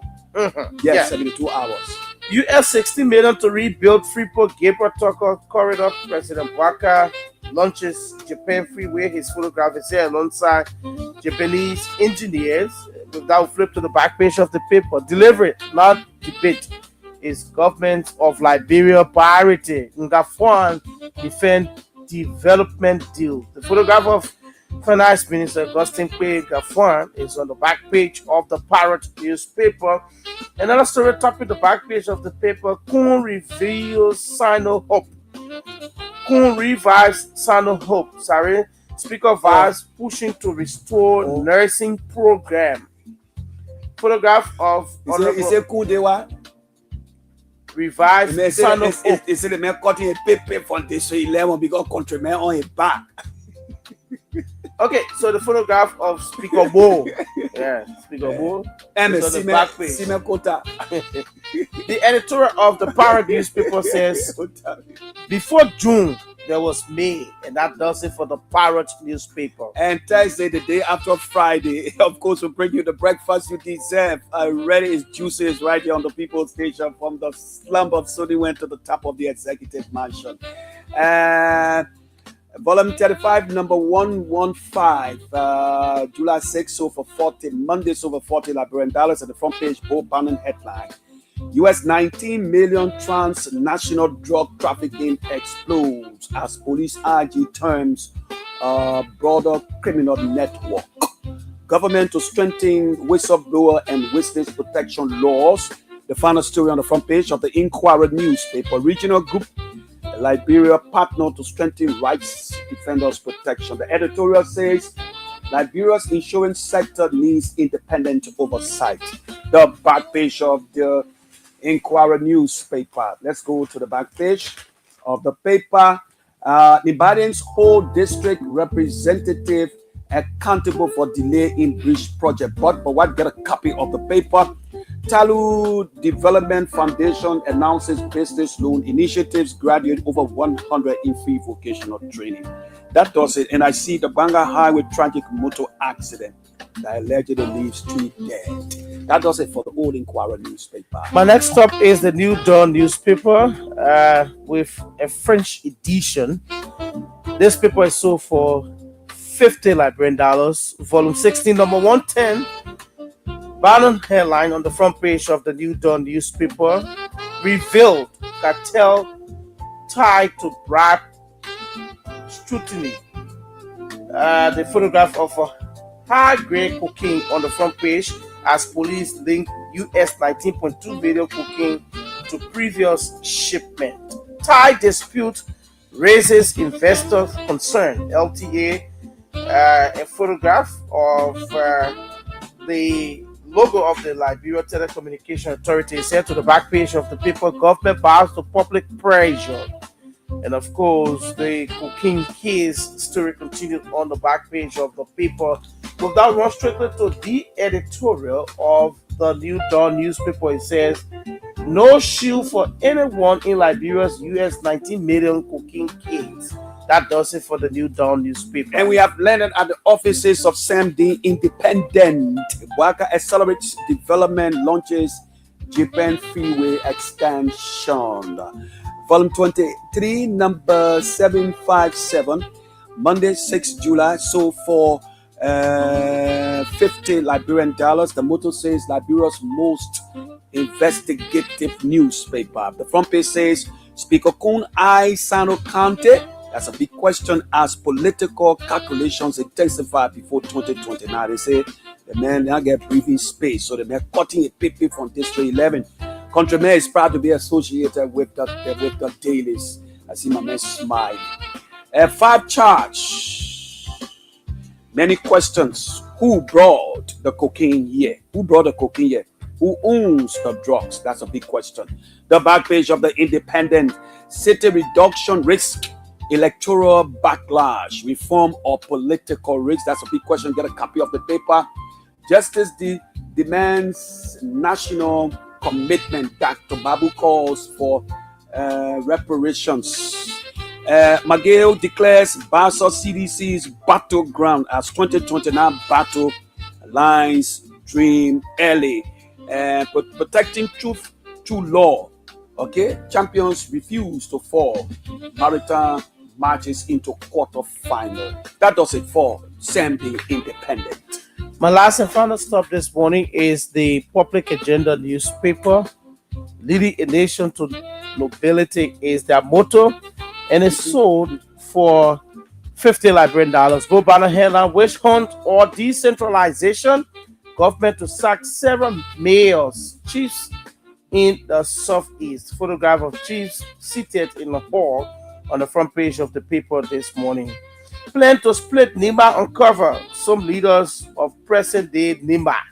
And of course, you see Vice President Jeremiah Kun, Edith Gongoway, Samuel Koga, and the legs of other women pay all on the front page of the paper this morning. Philadelphia Muslim leaders visit Ambassador Al-Hassan Conte, reaffirm commitment to religious harmony in Liberia's 179 independence celebration. To the back page of the paper, lawmaker frowns on UP's government inadequacy, say failures cannot be ignored. Musa Hassan Benedict photograph is on the back page of the paper this morning. Without run strictly to the editorial of the paper, and it says, stop the witch hunt that isn't decentralization. That does it for Public Agenda newspaper. And my final stop is at the office. The motto says, we too belong. If you're celebrating your birthday today, happy birthday to you. Volume 10, number 11,798, the Monday edition of the paper, the Hot Pepper newspaper. And the front page says, on licensing, exportation of controlled drugs or substances, suspects in 19.2 million RIA cocaine case charge as probe set sight on bigger names in 2 weeks. And I see the actors here. I see Michael Brown here laughing. The man released the man. President Bouaka breaks ground for Japan Freeway extension out of 2.7 billion debt. What can we see? What What have we to? I mean, it's just unthinkable. MCC debunks allegation of abandoning students in China. Get a copy of the paper that does it for the Hot Pepper newspaper. Okay, my final stop is the Oracle News Daily. Reporting the truth to you is their motto, and it's sold for $40 Liberian. Both banner headline: Waka in Istanbul to meet Erdogan. And of course, the photograph of the President of the Republic of Liberia is on the front page of the paper. Police say cocaine cartel tied to bribe security as probe hunts financial organizer, handler, carrier, facilitator, installer, and foreign connection. Photograph of Police Chief Gregory Coleman on the front page of the paper this morning. Russia makes fresh push to settle in Liberia as US-EU ties weaken. Vladimir Putin, the Russian president, photograph is on the front page of the paper. I'll flip strictly to the back page, and it says Enfield reports yellow fever case in Grenada County. The map of the Republic of Liberia is on the back page of the paper. To the editorial, 20 resource wealth into public wealth, while Liberia must demand better from Asalo Meta. Yes, we demand better for Meta. They're taking editorial? Millions of dollars. Yes. Is that an editorial? Yes, indeed. Save that paper. I'll read the editorial tomorrow, Mr. Yes, Deputy. yes. So, okay, let me say good morning to Sam Keke Flo. Good morning. Good to hear you on the radio, Sam. Thanks so much. I'll get you back in Monrovia. But let's take a few bars and we'll come back. Otabin Toga Williams is here, fresh and ready for our marathon discussion. Time check. It's 11 minutes going up to the hour. It's KML Kear Morning Live. Obe, in the meantime, between time, bring us some of the comments. Yes, let's do justice to our people. Yes, sure. And we'd like to appreciate them for following us on KCN TV on Facebook and on YouTube, Kear Communications Network. Venetius Bar Jr. is following this morning. Sekou Fofana said, good morning, Sheriff. I'm following you from Battery Factory behind the playing field. Thanks for the show. Man Tony and Son says, I'm following from Broadville this morning. Emmanuel Fokatue writes and says, good morning, Daniel, Roger, and Obejiba. And good morning to the peace and loving people of our motherland, Mama Liberia. My name is Emmanuel Fokatue, following you live from my residence in the borough of Nuku Town. Sensi Tamba M says, good morning, Obed. I'm following you from Rare Hill Fee. Alahaji Askar Ahmed writes and says, good morning to the fearless sheriff and, of course, the realist, truth-telling Obejiba, following from district number 17. Lincoln Cordent says, good morning. I'm watching and following you from Nimba Yekepa. Hi, Yekepa this morning. And all of you who are following us would like to say good morning, good evening, good afternoon.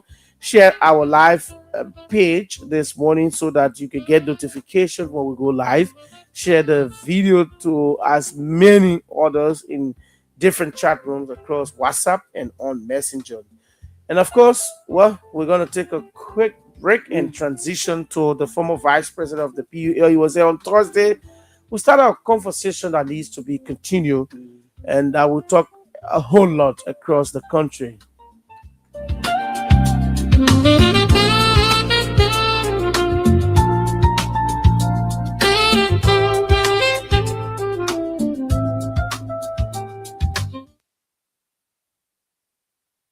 When you hear this jazzy tune, it's time for the local dailies. If you missed the segment, join us tomorrow.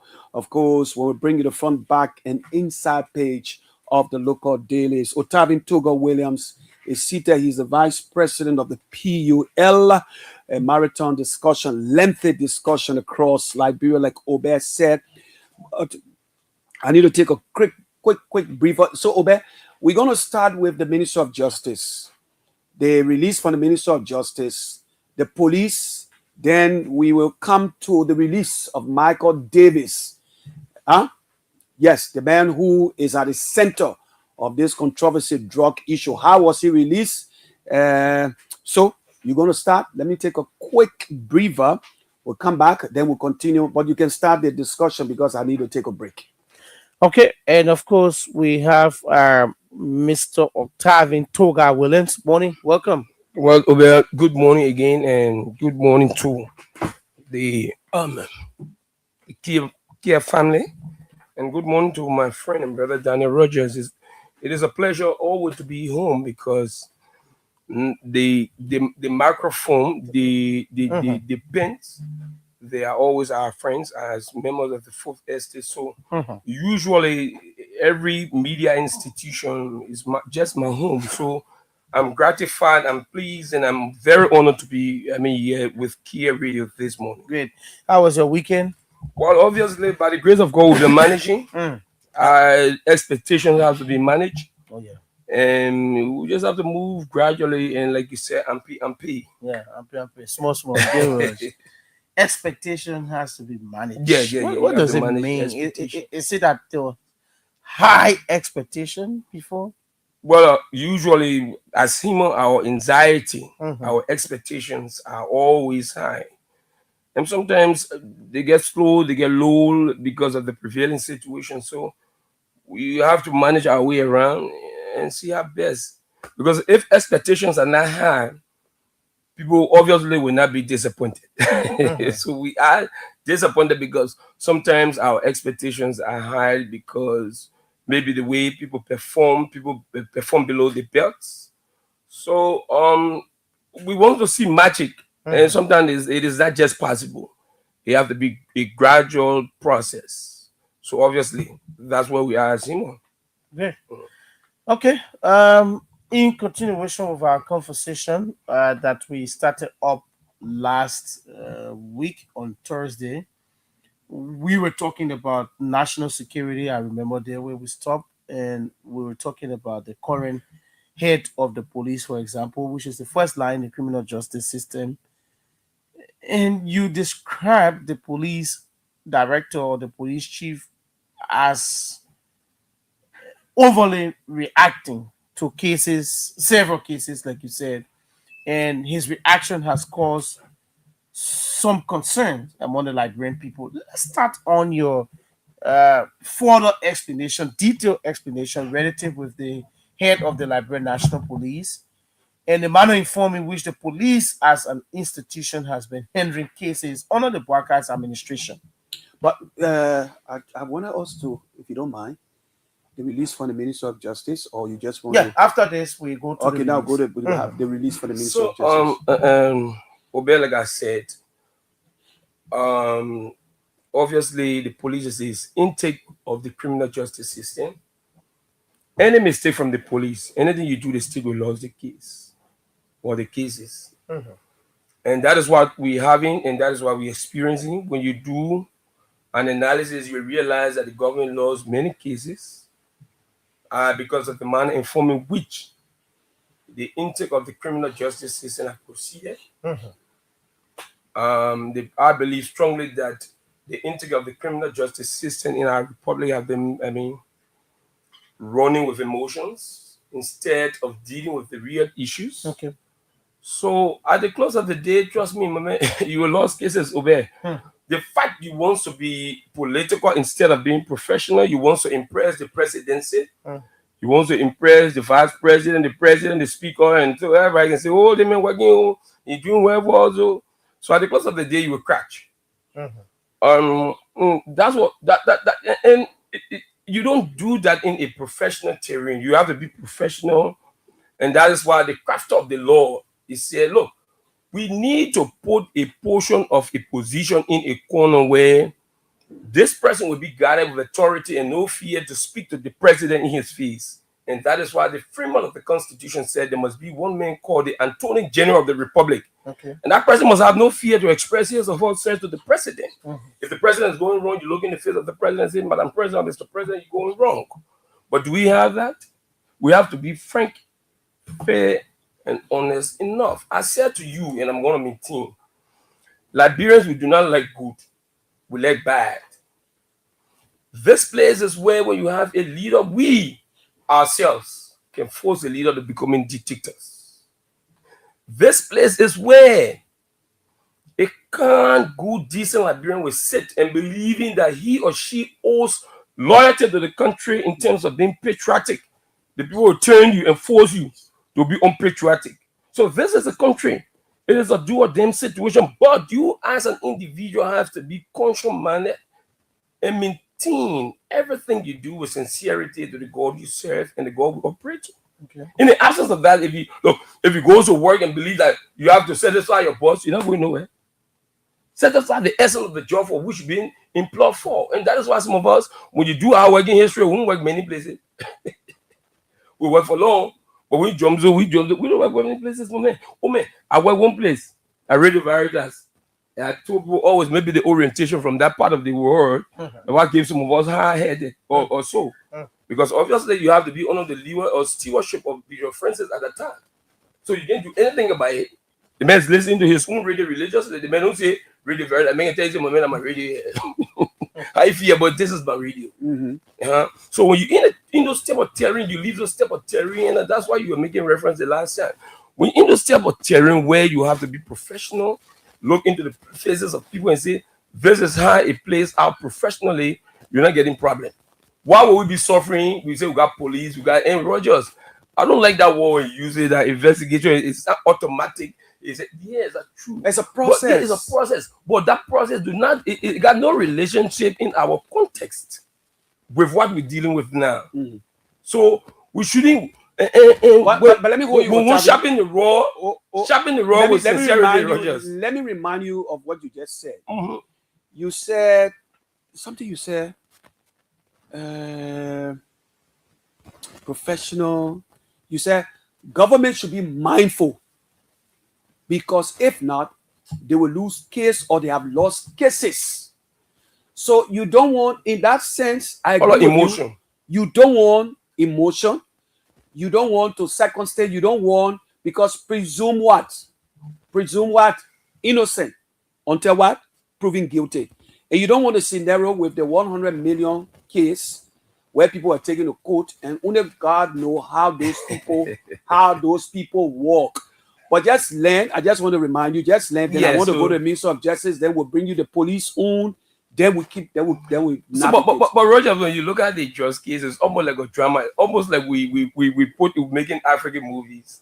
At what time the journalists have to be in the know? Will the police come and release on Nigena? The police coming. Then everybody run to the place. Somebody come in and say, "Oh, come on." Yeah, but how we decide to do it? That looks too childish. No, but Otabi, you can't blame the investigators that looks, because of like politics. This is how we our country, and this is the trend we're taking. So people speculating. Oh, Obe will be called. They will call him. Or they're supposed to call that other man because it's based on politics now. Our country is divided. So let me draw into this. Yeah. How has previous cases been?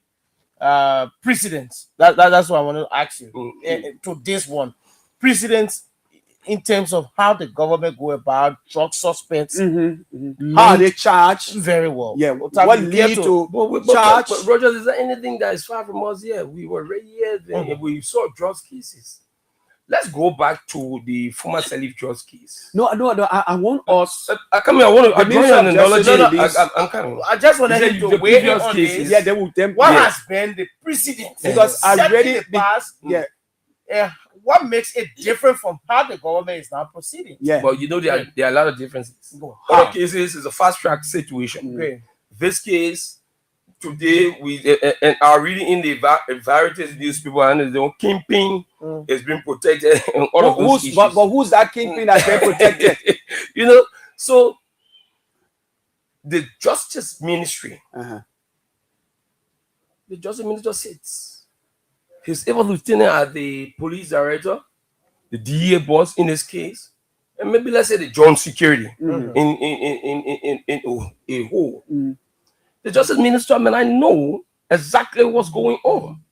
He could be misled. The Justice Minister act on the investigation presented to him, the findings. Yeah, that's what I'm saying. He could be misled. So who, in your opinion, who's misleading the Minister of Justice? No. So if the DEA boss is sitting, right, and a drug situation, Obed Jiba is linked, Octavian Williams linked, Daniel Rogers linked. First thing in criminal justice proceeding, you want to do a profile of who are they? How many times are they involved with drugs issues?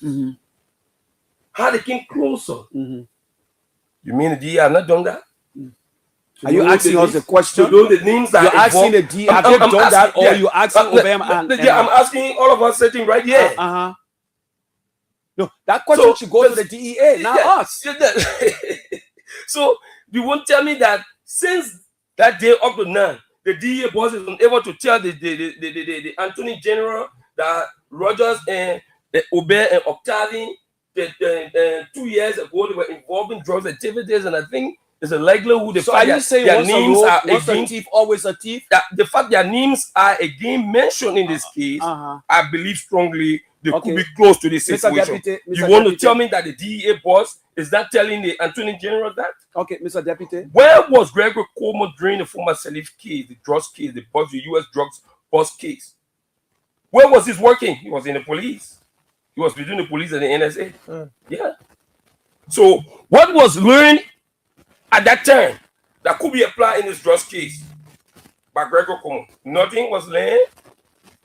They said now no footprint you could follow to have it and knowledge or come to a closer point to say these are the mistakes we made in the other case. I think this is what's happening and we should rush to this one. We're going to 3 months. But you don't want to rush. Okay, so Obey, because of time, let's review what the police. You want to the police because the Minister of Justice came up first. Yeah, let's hear the Ministry of Justice. Okay, so then you do the police. Michael C.G. George, good morning. Hopefully on a Wednesday, Obey. Let me let the cat out of the bag. The Deputy Minister Information, Daniel Sano, will sit on the platform. Michael U.S. Brown was released pursuant to a court order not by the Ministry of Justice. Monrovia, Liberia, July 3rd, 2026. The Ministry of Justice wishes to clarify that Michael U.S. Brown, a pre-trial detainee, was released from custody solely pursuant to an order issued by the 13th Judicial Circuit Court for Margibi County under the gavel of His Honor Justice Kear on September 20, 2024.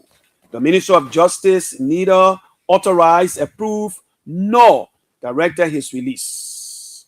The court ordered Mr. Brown's release on medical grounds upon the execution of a human surety bond by Ms. Toshi Garnett and Ms. Christine G. Chicks, who assumed the legal obligation to produce him whenever required by the court.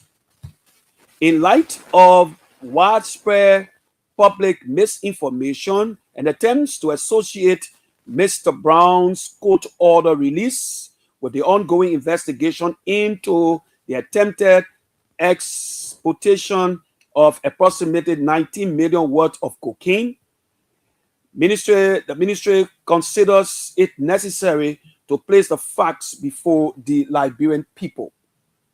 On July 24, 2024, Michael U.S. Brown and Raymond Pehe were arrested after attempting to clear 2 continuous labor tea leaves at Roberts International Airport. Brown, an information technology officer assigned at Roberts International Airport, was identified as the importer and consignee of the shipment, while Pehe, a clearing agent with UPS or UPS, facilitated its clearance. Investigations established that the cartons containing cannabis, commonly called known as Kush, with an estimated street value of approximately US 200,000, both men were investigated and charged with offenses relating to the unlawful importation and transportation of controlled substances. Subsequently, prison authorities informed the court that Mr. Brown required urgent medical attention. Brown petitioned the court to permit him to seek advanced medical treatment. Although the prosecution opposed the application, Justice Kear granted the request and ordered Brown's release on 20th September 2024. subject to the execution of a human surety by Ms. Toshi Garnett and Ms. Christine G. Cheeks. The ministry reiterates that Mr. Brown's release was the result of a judicial order and not an executive action of the Ministry of Justice. The ministry neither approved nor facilitated his release. Finally, the ministry wishes to make it abundantly clear that Mr. Brown's 2024 prosecution arose from a separate criminal matter involving the seizure of cannabis valued at approximately US $200,000. It is distinct from the ongoing investigation into the attempted exportation of approximately US 19 million worth of cocaine. Any suggestion that Mr. Brown's current order released in 2024 resulted from or was connected to the current investigation is false, misleading, and unsupported by the facts. The Ministry of Justice remains committed to conducting all investigations professionally, impartially, and strictly in accordance with the laws of Liberia. The Director of Press and Public Minister of Justice, Jotunu Koli signed. Let's get the police release. Okay, and of course, the Liberia National Police also issued a statement to its Inspector General, and he actually said these words: "Today, the Liberia National Police, acting in concert with the Liberia Drugs Enforcement Agency and our other national security partners, is prepared to identify the principal suspects and announce the charges established to date. The investigation found that on Friday, June 5, 6 boxes were prepared for shipment through the cargo system at the Roberts International Airport. The shipment was falsely declared as containing Maggi cube, which is chicken soup, and lapa. However, there were immediate red flags, including discrepancies in the declared weight, suspicious screaming images, and conflicting shipment documentation. Because of those discrepancies, the cargo did not leave as planned on June 5. On Sunday, June 7, when the boxes were rescanned and physically inspected, a white powdery substance was discovered. That substance was immediately turned over to the Liberia Drug Enforcement Agency and was subsequently tested and confirmed to be cocaine. The investigation did not stop with the seizure. The Joint Security Investigative Team examined the cargo trial, airway bills, communications, financial transactions, digital evidence, the conduct of the individuals involved, and action taken after the cocaine was discovered. The evidence established that after the consignment was exposed, there were deliberate efforts by members of the trafficking network to bribe security personnel, recover the shipment, and interfere with the seizure.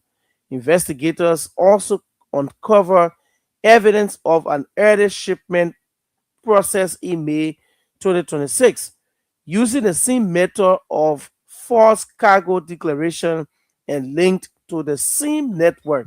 This means that June 7 seizure was not a one-off event but part of a broader criminal enterprise based on witness testimony, documentary records, call logs, digital evidence, forensic findings, and reconstruction of the cargo chain. The Joint Security Investigative Team identified the principal suspect and has now brought criminal charges under the amended Controlled Drugs and Substance Act of 2023 and Chapter 10 of the Revised Penal Law of the Republic of Liberia. The investigation found that Paul King, serving as manager of Global Logistics Services, conspired to facilitate, store, and transport the 6 boxes cocaine shipment through the airport cargo chain. Michael U.S. Brown, also known as Rahim Bar, was linked to organizing the shipment, coordinating the cargo, using false declaration, and attempting to recover the cocaine that it was seized. Investigators also linked Oscar Brown to an earlier shipment process in May and to repeat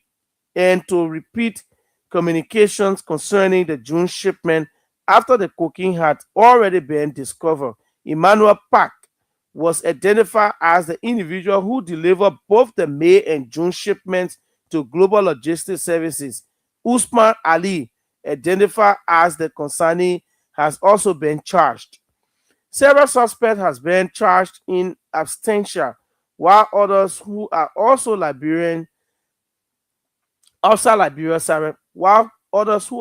outside Liberia or evading the law are being pursued through arrest warrant, international law enforcement cooperation, extradition request, and mutual legal assistance mechanism. The investigation into the May shipment and all related consignment remains active. The investigation is far from over. We are treating this as a network investigation aimed at identifying every participant, financier, organizer, handler, facilitator, insider, and foreign connection. We are also looking into the relevant authority to strengthen security at the Roberts International Airport by reviewing cargo handling procedures, screening protocol, chain of custody measures, and international safeguard. The investigation found that Paul J. King, acting in his capacity as operation manager of GRS and GRS itself, acting through its operational structure, conspired, accepted, facilitated, stored, and transported the 6 boxes consignment of cocaine through the airport cargo chain. The investigation further found that GRS, through its reasonable management channel, provided substantial assistance to the trafficking scheme.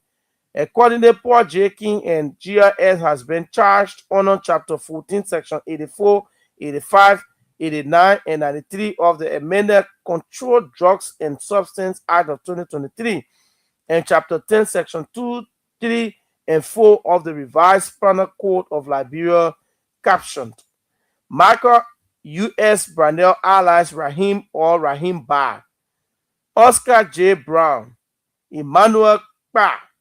The investigation identifies Emmanuel Kpa as suspect. Usman Ali is identified as the consignee, which means he's the owner of the drugs based in the UK.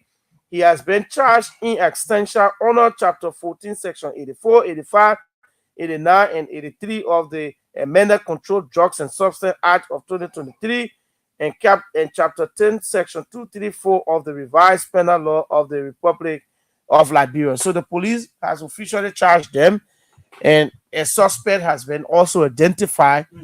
All others have been charged in absentia.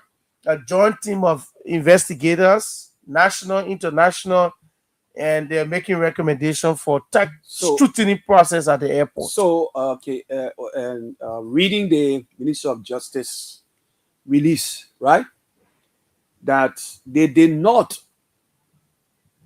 prosecution did not request or did not consent to the decision made by Siafa Kear.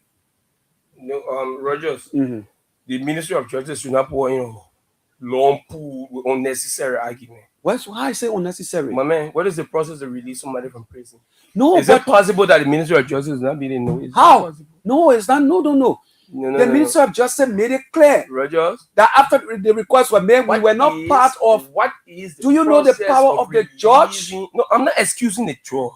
But that's why I want I want to start an argument by the judge. Rogers, I'm not excusing the judge. So why you want to blame the Ministry of Justice? The Ministry of Justice should take up time, the effort that release, the time to get that release, to say we're not by that trying to shift goalposts, Me and not by that Roger, your whole Roger. No, but the Ministry, no, Obey. We're not here for shifting goalposts. No, we're not. It's not an issue of the process to remove somebody from prison. It is impossible for the Ministry of Justice to be. But prosecution made it clear. That one. No, listen. No, Obey, I don't wanna waste my time on that. no. We can't say you I don't wanna waste my time on that. No, let's be fair to the discourse now. I'm not leaving a judge. Listen to me. Let me make my statement clear before we proceed. I'm not telling you that the judge is a sin. The judge is even culpable.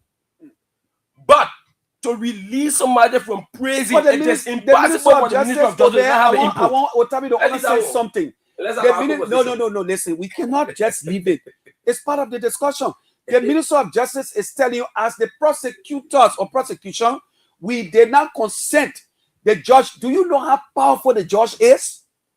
So even though even though the Minister of Justice is the Attorney General, Rogers. Let's get Otavi's opinion on the matter. No, what I'm saying, the judge, it is clear that it is not bailable.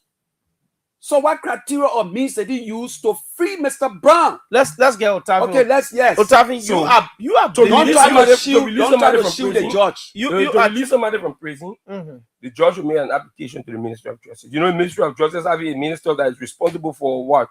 For pure litigation, right?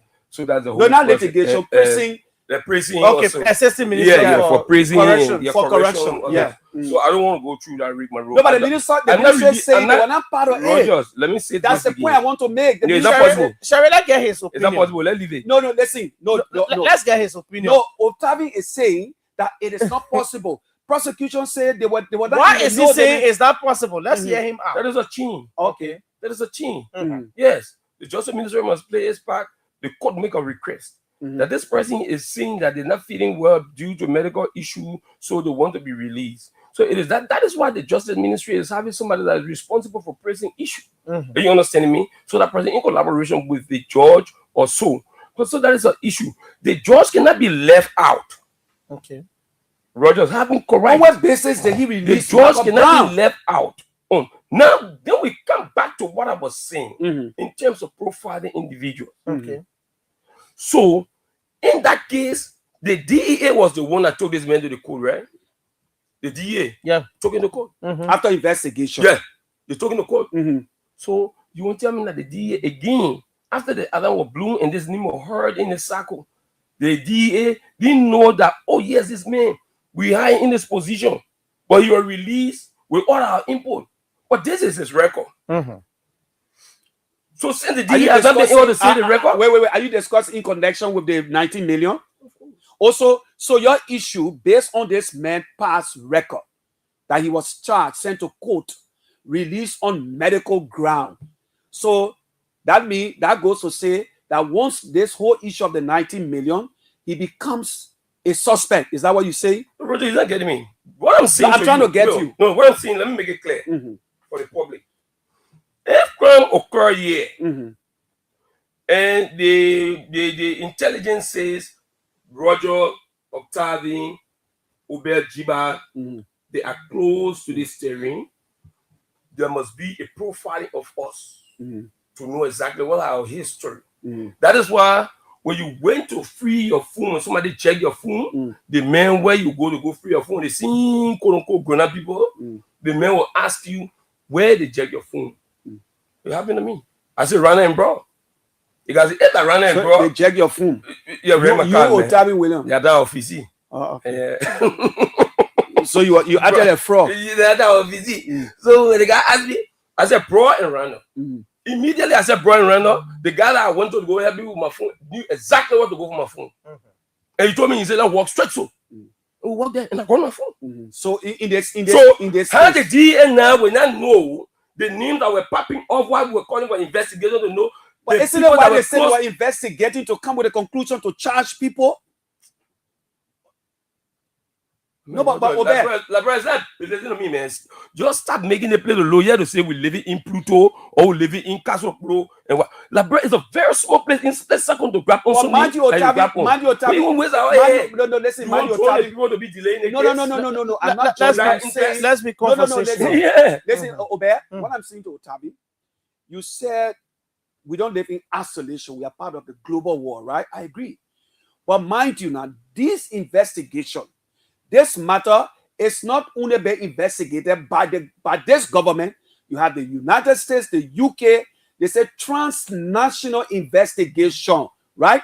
So you put the puzzles and the pieces together and you come up with the finding. Those who are suspect in the matter, gradually. So the police have said it that people have been charged. Those who hear, those who not hear have been charged. My issue, I want Otabi to understand that I asked somebody before. You remember the Peach Belete case when they released Peach Belete, right? And you know he was released. It was the judge that released Judge Blamo Dixon. When I blew the alarm on Hot FM, Peach was rearrested. He was rearrested and taken to Saw Beach. The judge is so powerful. Do you know that, Otabi? That a judge can say you will hold the Minister of Justice or any minister in contempt? You know that? Are you aware of that? You're a criminal justice man. Let's proceed. I'm not trying to shield. I'm not trying to stall the investigation because I don't have power to do that. Rogers, again, I'm going to maintain because this has to do with the profession as a criminal justice practitioner. And I don't want people to get disappointed in me when I leave the radio or when I'm on the radio. Somebody say, Otabi, that would be people's opinion. Yeah. You can't please everybody. It's impossible for the Minister of Justice not to know. For the Minister of Justice will not be in the know of but the minister said they said they did not give their consent. But the minister said they did not give their consent. Let's proceed. This is why I want to clear. I'm also saying that the judge in this case should be left undone. The judge must be held, culpable for his actions and inactions. And these are issues that the judges and the magistrates are involved with on a daily basis. And it's just I came to this one, it have to come to our knowledge or attention. But again, this is where the corruptibility of the judiciary is involved, or the credibility of the judiciary comes into question. So it is right now, but now the judge should be investigated. The minister of the judiciary must issue a statement. And where that the judge is unprobe. And why the guarantors? Where are the guarantors? But when the investigation starts, they won't be asking what the guarantor.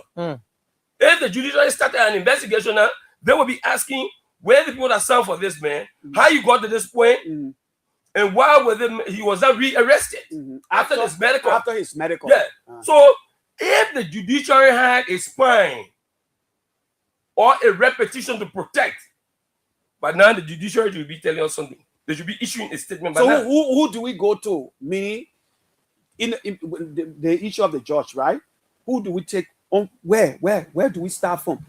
So we go to the judicial complaint committee. Okay. But the judiciary is listening. They got something they got plain view doctrine. So this is in plain view. The judiciary is listening. They need somebody to go carry formal complaint. Okay. That's what they can be doing. And you not bring complaint to us. We can take action. So they want somebody to go complain to the judge. They might not complain to the judge. Okay. But their credibility is going back. So let's go to the police. Let's leave that one. What is your opinion about the charges by the police? Let's leave the ministry and let's go to let's navigate to the police. Basically, for me, I'm going to say, and I like to be clear, and I was saying it the last time on this radio. The justice minister should not buy into the drama from the police and the DEA. When you say buy in, meaning what? But that drama in the DEA and the police don't. No, I'm saying what? Be the there. Justice minister must be frank, bold, and clear to the issue. If they are missteps, it should be clear to them. You should not allow the police director and the DEA boss to be taking the own P-level picking. He's not. He above that phrase. He should be frank. Look, what you see here is it not showing you something to you that something is wrong somewhere? You want to be ragged signed before, from the way the police and the DA handling the case as compared to other cases. One musician was arrested, I think 3-4 months ago or so. Bucky Raw. Yeah, Bucky Raw. You remember Musa Belede? You reported on Musa Belede's son case. Bucky Raw. And other people. What's about them that their cases were fast track? And what is about this case? But it was easy to fast track it because you're not talking about $19 million, my man. $19 million yeah. Any attempt by us. I say by us. So that my attempt by us believing that will compromise the charges. Listen, the charges leveled against those people by the police. I'm asking your opinion. In essential, those who on the ground have been charged. What is your opinion about that? What's my opinion? The police was compared to names to give names. They were under pressure. Of course. was. Do you think they were under They pressure? have to go to the they have to go to the legislature before. When you call to the legislature, you're not under pressure. You're under pressure.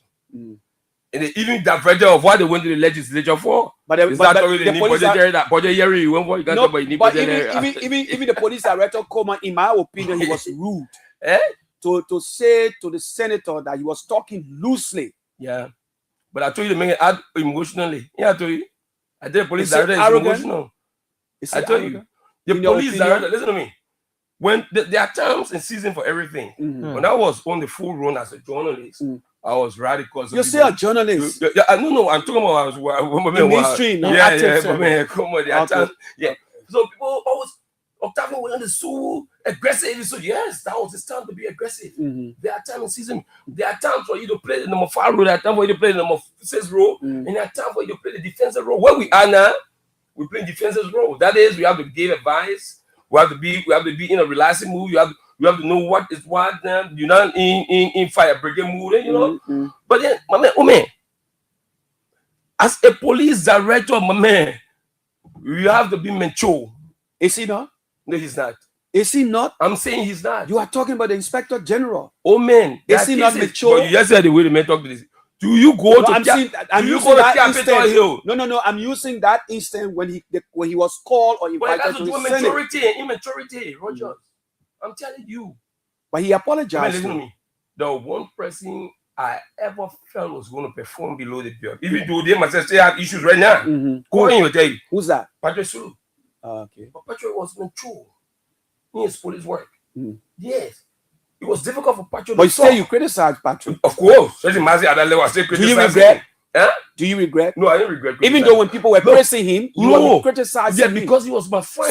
So there are people who praising Common now, and you criticize him. No. And we should get this. We should get this from the other bags. My man, the people know getting advice like, "Boy, I love you, Rogers." Let's know it today. Not people who sing praises. Let's know it today. Then I think where is it? Who Rogers? My man, somebody can attack me to my house. They say, "My man, your papa that and Patrick was there." I say, "My man, you make me fair." When Patrick say, "I'll see never." When you say money. Oh. But you have to say the fact to your friends. You have to say the fact to your friends. It's not because, my man Rogers, let me say something to you. Those friends will get vests in your face or faces, right? In their closet. They'll say, my man, do you want Rogers to me now? True. Don't matter fully obey me. Anybody get a vest, mean good. Yeah, of course. Rogers, you have to tell. Look, that, my man, we just made the country so hateful now. So right now, anybody criticize their friends for them to do the right thing, somebody say, man, they naturally hate you. Even Coleman criticizing here. Coleman is my friend. Do you know the relationship between us? Yes. But when it reaches the point, you criticize your friend, so he or she be in the know that you want the best from them. You know, some of your friends can make you see. They say, what think Otavian and doing? Hey man, Otavian, man. Every day the boy making all she. Oh, Otavian, you're proud. Yes. Yeah. You know, you have those type of cases. Some of my friends that made me see were in a group when people talking about it, I can walk. So let's see we can learn. You have to criticize your friends. For them to know what the criticism coming from. Necessarily. Yes. Okay. So they can change their mood, make adjustment. If you take it as it, they level you, oh man. So now that the police have charged, in subsequent time there will be more names in the censure. They're doing everything obey. You read it. That to Interpol extradition, they're going after those people to bring them back. So the police investigation will stay go. We say marathon, so we want to because it's 9. Yes. So we'll open the lines when we. You want to go to the legislature before you open the line? Yeah. Let's go there. Let's go to the what's your take with the legislature or the legislative branch? No, I have said that the legislature is the bedrock of our problems. And again, you don't blame them. So you're blaming our problem on the legislature? Yeah, the legislature. Okay. Our lawmakers. The lawmakers, the people we elect in parliament. They are the nucleus of the problems we have in this country. Why? You don't hold them again. You hold the electorates. The people we elect. The people we elect. You will blame them, and in other words, you will also blame the people who elected them. You blame us. Okay, we the people. Yeah, that woke up early morning. Okay. and elect buffoons. You think they're buffoons? I mean, they are prepared people at the legislature. Okay, so no, but they are in minority. Okay, they are in minority. Okay, in a possible man, they got some smart people down there, man. So what do you but say? Do we Mm-hmm. agree that people say there is distinction between the House of Elders and that of the House of Representatives, meaning the upper house, the Senate? They say they have more sound, articulate, and upright people. No, what I'm saying, Obe, people always say that when you listen to deliberations, Tuesdays and Thursdays, right? You listen, if you watch the Senate deliberation, the way they conduct themselves, the manner informed, right? You don't hear invectives the way you hear in the lower house. So we come back to you, Obe, that the people, we who elect those people, are responsible. I agree with you. So how do we navigate our way out of this nonsense or mess that we find ourselves? Can we make a U-turn, turn the curve come 2029? And you people say you should not. Somebody texted me and say, Obe, and Rogers and your guest Otavi, we shouldn't only blame, because most time we should not only blame the house or our lawmakers, because what's about the judiciary? Those who interpret, who make the law, who make the law and who interpret the law. So those who are interpreting the law, the judiciary, they are also, that branch is also responsible for what is happening in our country. How do you reconcile that? Well, when you look at many cases with the judiciary, that is why I told you the last time that President Salif's statement was just being insincere. President Salif was not sincere. About the establishment of the special criminal court. When President Salif had the late Johnny Lewis as Chief Justice, and which I have said, the passing of Johnny Lewis has been the end of the integrity of the judiciary. How? Of course. How did it end it? Go there. Yeah, talk about the judiciary. One magistrate, or Jordan, who can release anybody or processing to date. The judiciary is here to issue even the scream of one line. As far as the judiciary is concerned, they don't owe us. The judiciary, those that work in the judiciary, or those from the Chief Justice to the associate justices, including magistrates, you don't see the way they can talk. You don't monitor them. Even Justice Kabat said that. Do you monitor them? Justice Kabat said the judiciary is corrupt. You remember? But anybody that fear God will tell you that the judiciary is corrupt. The only person that will tell you that the judiciary is not corrupt, that's someone that don't have the fear for God. And that person, anybody that don't have the fear for God, you're a demon. You're Lucifer, because Lucifer is the only person that challenge God. So, if the judiciary had a spine, but not that magistrate, and the associate justices, including the Chief Justice of the Supreme Court, if they do not work towards going to work restoring, to work towards restoring, and I will come to that Prophet Kear issue. To work towards. My man, we're discussing. Rogers. To work towards restoring the integrity of the judiciary. How do we restore? We're not going nowhere. How do we? We're not going restore nowhere. The integrity. But we have to start from the heads of the institution. But this time, in a major case, like the trust case where the judiciary has been formed, their hands in the cookie jar, but now the judiciary is issuing a disclaimer, or they should be telling us that the judge is going on an investigation now, and he's relinquish his post for investigation.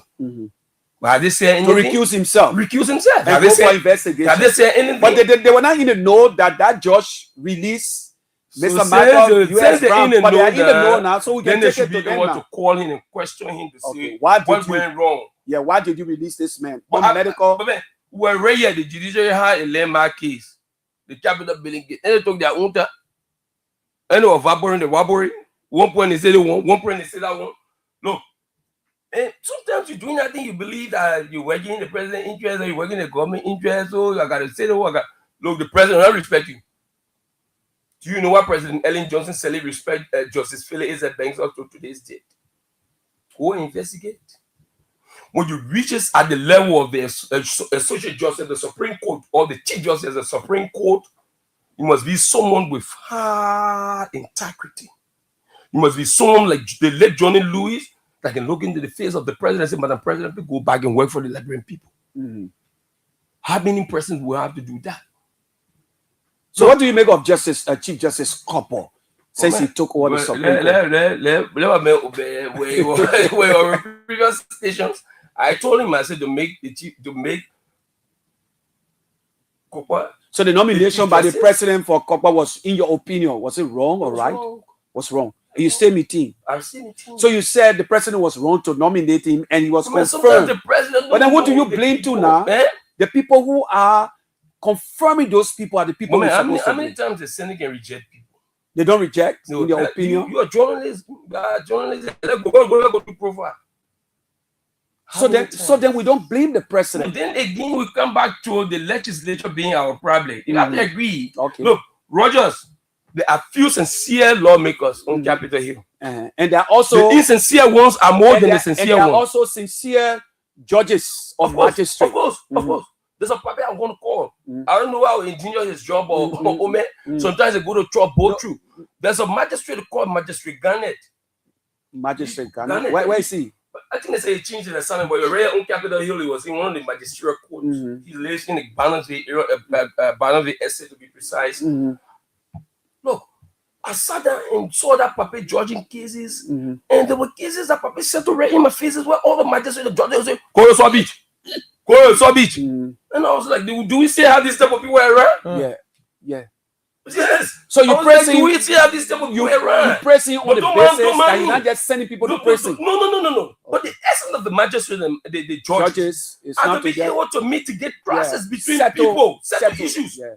Moment, go see people in prison for spoon, man. One girl told me she was in prison for hanging clothes online. I told the guy you lie. I told the guy I said you lie. But last week, I went after the case. We have few inmates call on the radio and also admitted that they were in pre-trial detention. Just for pre-trial detention, they spent and that is an abuse of their rights. Is the judiciary going after that? Is the judiciary concerned? People take cases to court and they don't go there. Of course, no. But people interest. Three terms of court, right? People interest. Isn't it 3 terms of court if the complainant don't appear? But then again, when you go to the public defendant to say, look, 3 terms of court, and these people, they have not been taken to court, they will ask for money. I know that for a fact. But man, I remember course I stayed so many years. Yeah. The president always did the case. And they still had that person in prison. Of course. And when you say the judiciary is corrupt, I got my lawyer cousin, my cousin who is a lawyer. There's a momentum time. And let me tell you what made the judiciary is corrupt, because most of the people doing law, they want to win cases of the judges and the magistrate. So they are unable to criticize the magistrates, the judges, because the day their cases, and there's a big lawyer in this republic named I will not call. That from that day I broke down from. But you call the other, you call the magistrate. The lawyer looked in my face. That was like, you remember Mappe Morgan? There was a case between Mappe Morgan and myself. Yeah. When the commercial court issued a rate of arrest for a journalist on libel issue. So I said, and the guy came on Friday to arrest me. That was not their interest. Their interest was to send me behind bars and saw beach to prove an issue. Yeah. So I said, who's sending? They said the George Mappe Morgan say you arrested Montel living body. Oh, I said, listen to me. I said, when you're stupid, I'm not stupid. Oh, you said that? I said it to the board. I brought the document. The sheriff? I said, I got nothing to do with commercial court. Okay. And I'm not going to know commercial court. The thing you're talking about is about story. They should carry me to the libel issue. Can I go? And the guys that came, I told them, I'm getting him a Mademoiselle. And when I brought to remove Mademoiselle, he's saying I hit the accident. Oh. Yeah. So issue you should take it with strength. Okay. And I told her I was not coming nowhere because Jim said I got no relationship. Okay. She invited me. I went there. And this big human rights lawyer who turned to be a private person. But man, you know, if you don't go to the woman here, I got to say sorry. Because you don't say sorry, you know, I got some cases. If you know, I can't win the cases. I said, I'm not going nowhere. And that's how I say, yeah. So you have those type of issues. How the place not be corrupt, Roger? Tell me today. Okay, generally. How will the places not be corrupt in this type of cases? We've been talking, and it's Kear Morning Live in our company. Of course, time between time is of the essence. 20 minutes going up to 10 o'clock. Obey, the deputy sheriff, he's sitting quietly and just listening. And of course, the former president of the Press Union of Liberia, Otabi, president, I'm president. Yeah, I said former vice president. Did I say okay? Already,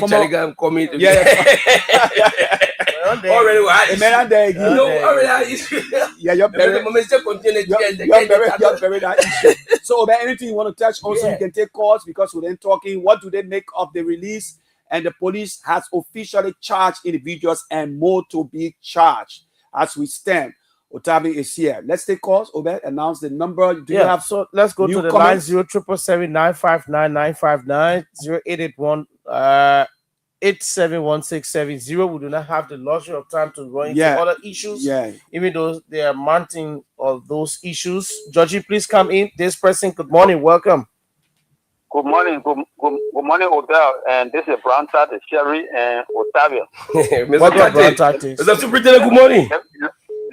Let me thank you guys. I've been following, but you know, with the justice minister issues, and then Sherry are trying to defend that he's not aware of some of the information. No, Tate, hold on, Tate. Say I'm trying to defend. I read the release. You're trying to provide information. That's what it says defend. Yeah, you try to provide information, but let me go to my point because I don't have much meaning. Yes, sir. I can remember Puma Sali and Christiana at that time. Christiana was just a minister, and I think that led to a resignation when she can't get a loan, and the certain things she wanted done, it could not be done. She resigned. So when people tend to be married to the judge so much, then their own character, the high level, how justice minister, who the chairman of the joint security, would not conduct press conference, and you leave it with the police alone. Thank you. Thank you so much. Let's take this person. Good morning. Welcome. Good morning. Good morning, sir. Yes, your name and where you call from? Thank you very much. This is the Common Board Chairman. My name is Kear Willie. I represent the Council of Member of Justice. Go ahead, please. I want to keep on the issue.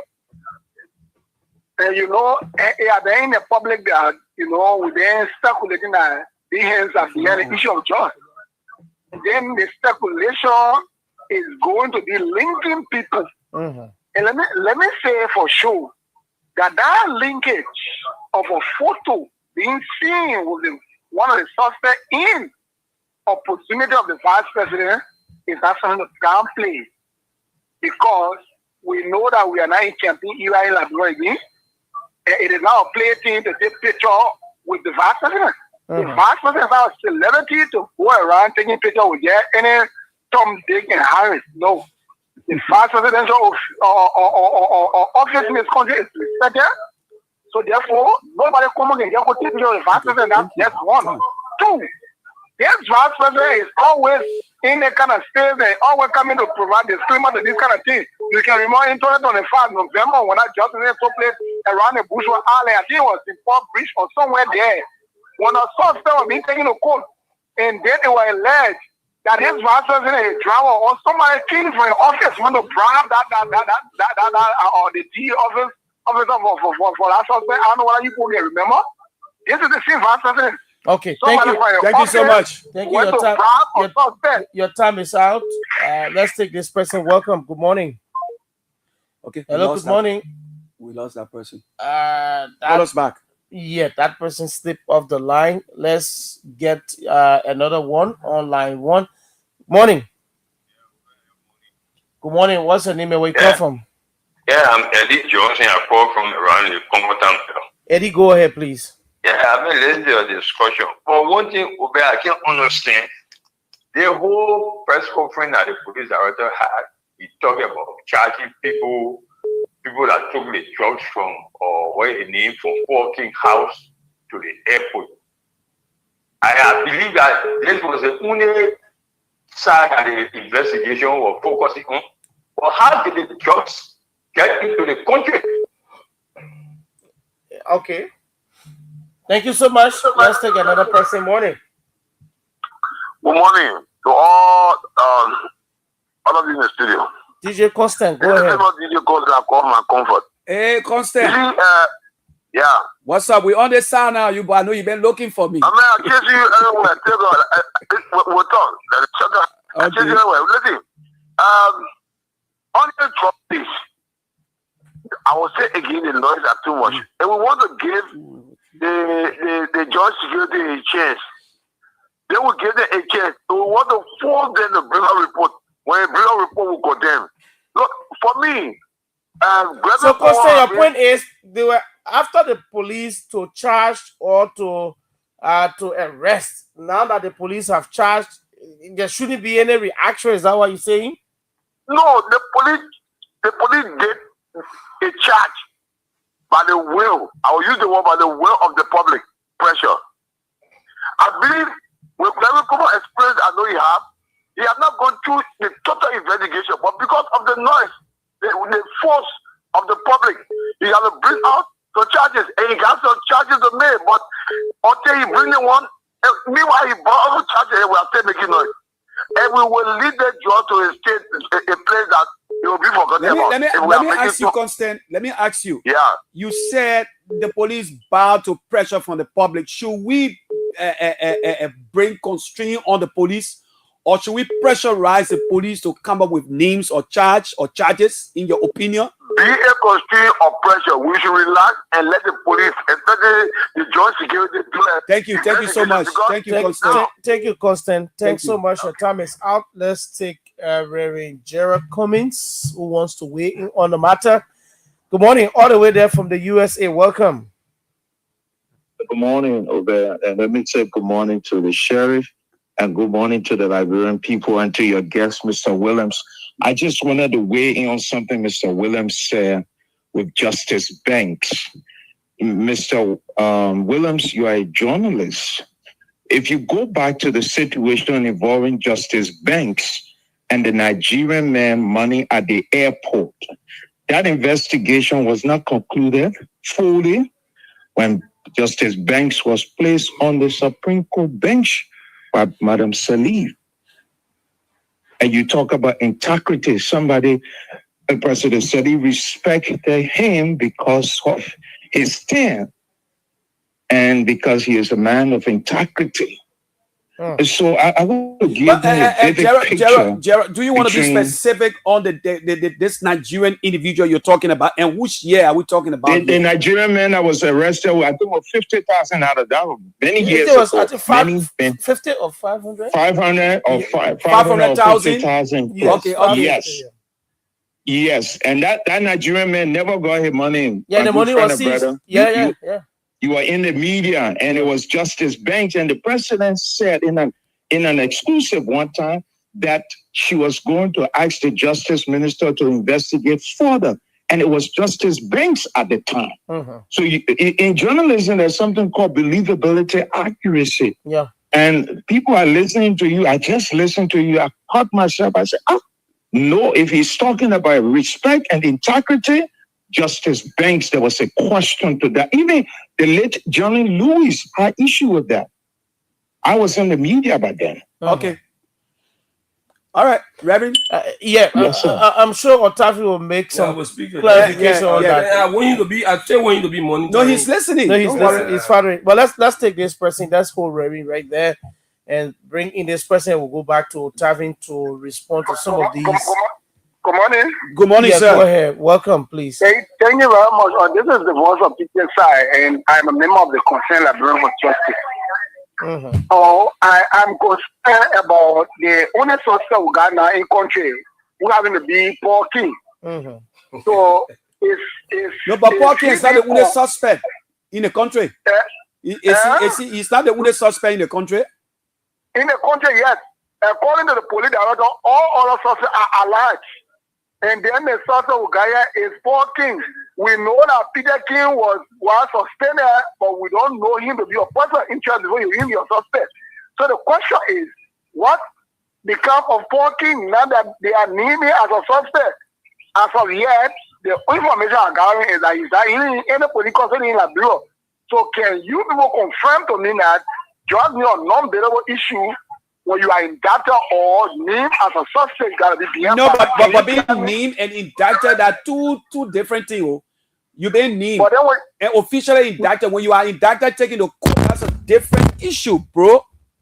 they never name as a suspect. Yeah, but he has not been. Are you? He's a suspect now. He has not been indicted. But a just suspect, just me a non-believable issue. A suspect of a just for me, what I know. Okay, okay. Thank you. Thank you so much. Thank you. Thank you. Let's no time, and so Otavin, you maybe we'll squeeze in one more. If we get a call, we can squeeze in one more. Otavin, you want to respond? Integrity. You know, Gerald Cummings used to be with. No, forget about where he used to be. Respond. I won't tell you that I know him. Yeah, but of course he knows you, so that's an issue. Integrity. If you do not trust me, then I'm sick. That particular that particular money laundering case you're talking about, never even took place on Philip Banks. On whose it took place watch? On Johnson Morris' watch. Francis Johnson Morris. When she was parting off, then Philip Banks was coming. When Philip Banks came, then the whole issue busted. I remember when I was still reporting from the legislature from Radio Veritas at the bureau as the bureau chief. That investigation was called by the security committee headed by Sir Richard Body at the time. 102. He was a representative from IGB County, and I was in a hearing, and the national security advisor to the president at the time, Burma family, was in that hearing, and all of the facts was provided. Even at the low one, where when Philip Banks was justice minister, when he left the justice ministry and become associate justice, the case also again came at the level of the Supreme Court, and he recused himself, and the Liberian government was in error, and the Liberian government even started paying that money back. And then you go and read the case, then go for the case file. You have the file? I'll bring the file. I want the file. I want the file. Justice Ben was nowhere around there. Okay. It was Francis Johnson Moore administration. When she was leaving, she did open checks, and the open checks were implemented on security ground or for security reasons. So let's not forget about that. When I come to the radio, defend a character or go up, become down a character. Okay. Because I hate injustices, and I got no reason to back. I'm from Grand Crew and Grand Bassar. Justice Banks from Bombay. Okay. Do I have to support Justice Banks? Maybe he's on travel line. Is Banks from Bombay? Yeah, he's from that side. Igola? Yeah. He's that. Justice Banks and I, we fight from each other. I just follow people. And another person I follow in this country with integrity they must have all of the linked issues, or they must have the testing. They're not perfect. No, that girl's card. Of course. Manaskar? My man. She must have. Let's leave that one for. Let's leave that one for another day. Because somebody Rogers, wow. Rogers, those are people when you go to them. I said, "Do not have personality." Ask my man Gonglo. I have been a fanatic of Tiawan Gonglo from the time I was in school. When he was 4, do you know? I even followed that case to know up to 9 the policemen are even 14. And at that time, I was still in grade school during the Taylor's administration. So that's a fact. There are certain people I follow in this country with integrity. Certain people, you call their names, I tell you exactly who are they. And I would go to it. To close out on our issue. We got to go our time. My man Cummings too much attention. We have another time. But that's an issue now he raised. Because you talk about integrity. That's what I came with. So you just said, you made it clear that Philip Banks was not in the picture. I will give you the case. He was never in the picture. I agree with what I'm saying. Somebody said it was Francis Johnson Morris. Yeah. Somebody facing on, somebody coming in. Okay. And they probably believe that the person that coming in, they should be alive. But that continuation. They already know that one, our action, it already took place. So that's why he, as the justice minister at that time, took most of the bullets. Okay. So I followed that case from the beginning to the end. Okay. Let's go at the level. Let's close. So to close on this matter, only because the drugs case is the most current issue in this country. I'm urging the justice minister to be careful on the manner and form which is proceeding. How is he proceeding? When I say he's acting on what they tell him. The police director tell him he should be careful. Be careful with the police director. Okay. He should be mindful. He should be cautious. He knows that word, caution. Liberia is on a time bomb. Time bomb, of course. Isn't it hard? Yeah. If you saw it on this particular case. Oh, the drug case. On the time bomb. They're being specific now with the drug case. And if we're not careful as a country, we could slip. Okay. And we'll have a better relationship with the US and our other international partners. Okay. Because they do not take these issues lightly. Drugs, money laundering. They are all close to Hezbollah activity and terrorism, all of those issues, terrorism and issues. So we should not shield. We shouldn't want to cover Obel and Octavian Williams, including Daniel Rogers, against the 5 million plus people interest. We should not be involved into that. Okay. And that's why the president said, even if my son is involved or my family member is involved, they should be prosecuted. The vice president also said the same, and I monitor you guys who are coming. But they're a very good PRO for the vice president. He needs to call you people this morning. Just say, anybody can take photo of the vice president. And I mean, anything. I saw my man Mo Ali posting it. Yes, but we gotta go. Look, Mo Ali. But that's the reality. No. Let me say something. Even you have taken photo of a lot of people. Yeah, let me say something on this note. So that suggests if that person is trading in drugs, you are victim. You're also part of it. No. Let me say, Rogers. So what's the issue with the vice president? No, it's not the vice president. No, you said I'm saying it. arrow for the vice president. No. We will commend what is commendable, condemn what is condemnable. But let me say something holistically before I leave. We gotta go. Rogers, time is up. When you sit as vice president, before anybody visit your office, you must profile that person. Yeah, sure. You must know what the visit is your for. security intelligence team must be able to tell you who the person character is. I mean, I went to Ghana. I want to go see the most investigated journalist in Ghana. I carry one of my friends. The guy said he couldn't see him because of the guy. Okay. I said, why? He said, my man, the guy is not your peer. Why are you paying with this guy? So, because of that. Was it based on his criminal? No, he was not criminal. No. You're not criminal. I don't know, but he said, man, I can't see you because of this character. Yeah. Okay. Yeah, anyway, Otabi, from time to time, Obe, we gotta go. Obe, our time is up. So that's it, Roger. Thank you for the time. It's a clock. Yeah, thank you for the time, and I hope we have a good time. I'm still the vice president. Obe got a call. So Philip Banks will also call you. Okay, let's go home, deputy. Okay, we have to go, and so tomorrow we'll be here. By His grace. Thanks so much for following us. By His grace, tomorrow morning we're back. Okay, muchas gracias. Thanks so much for joining us.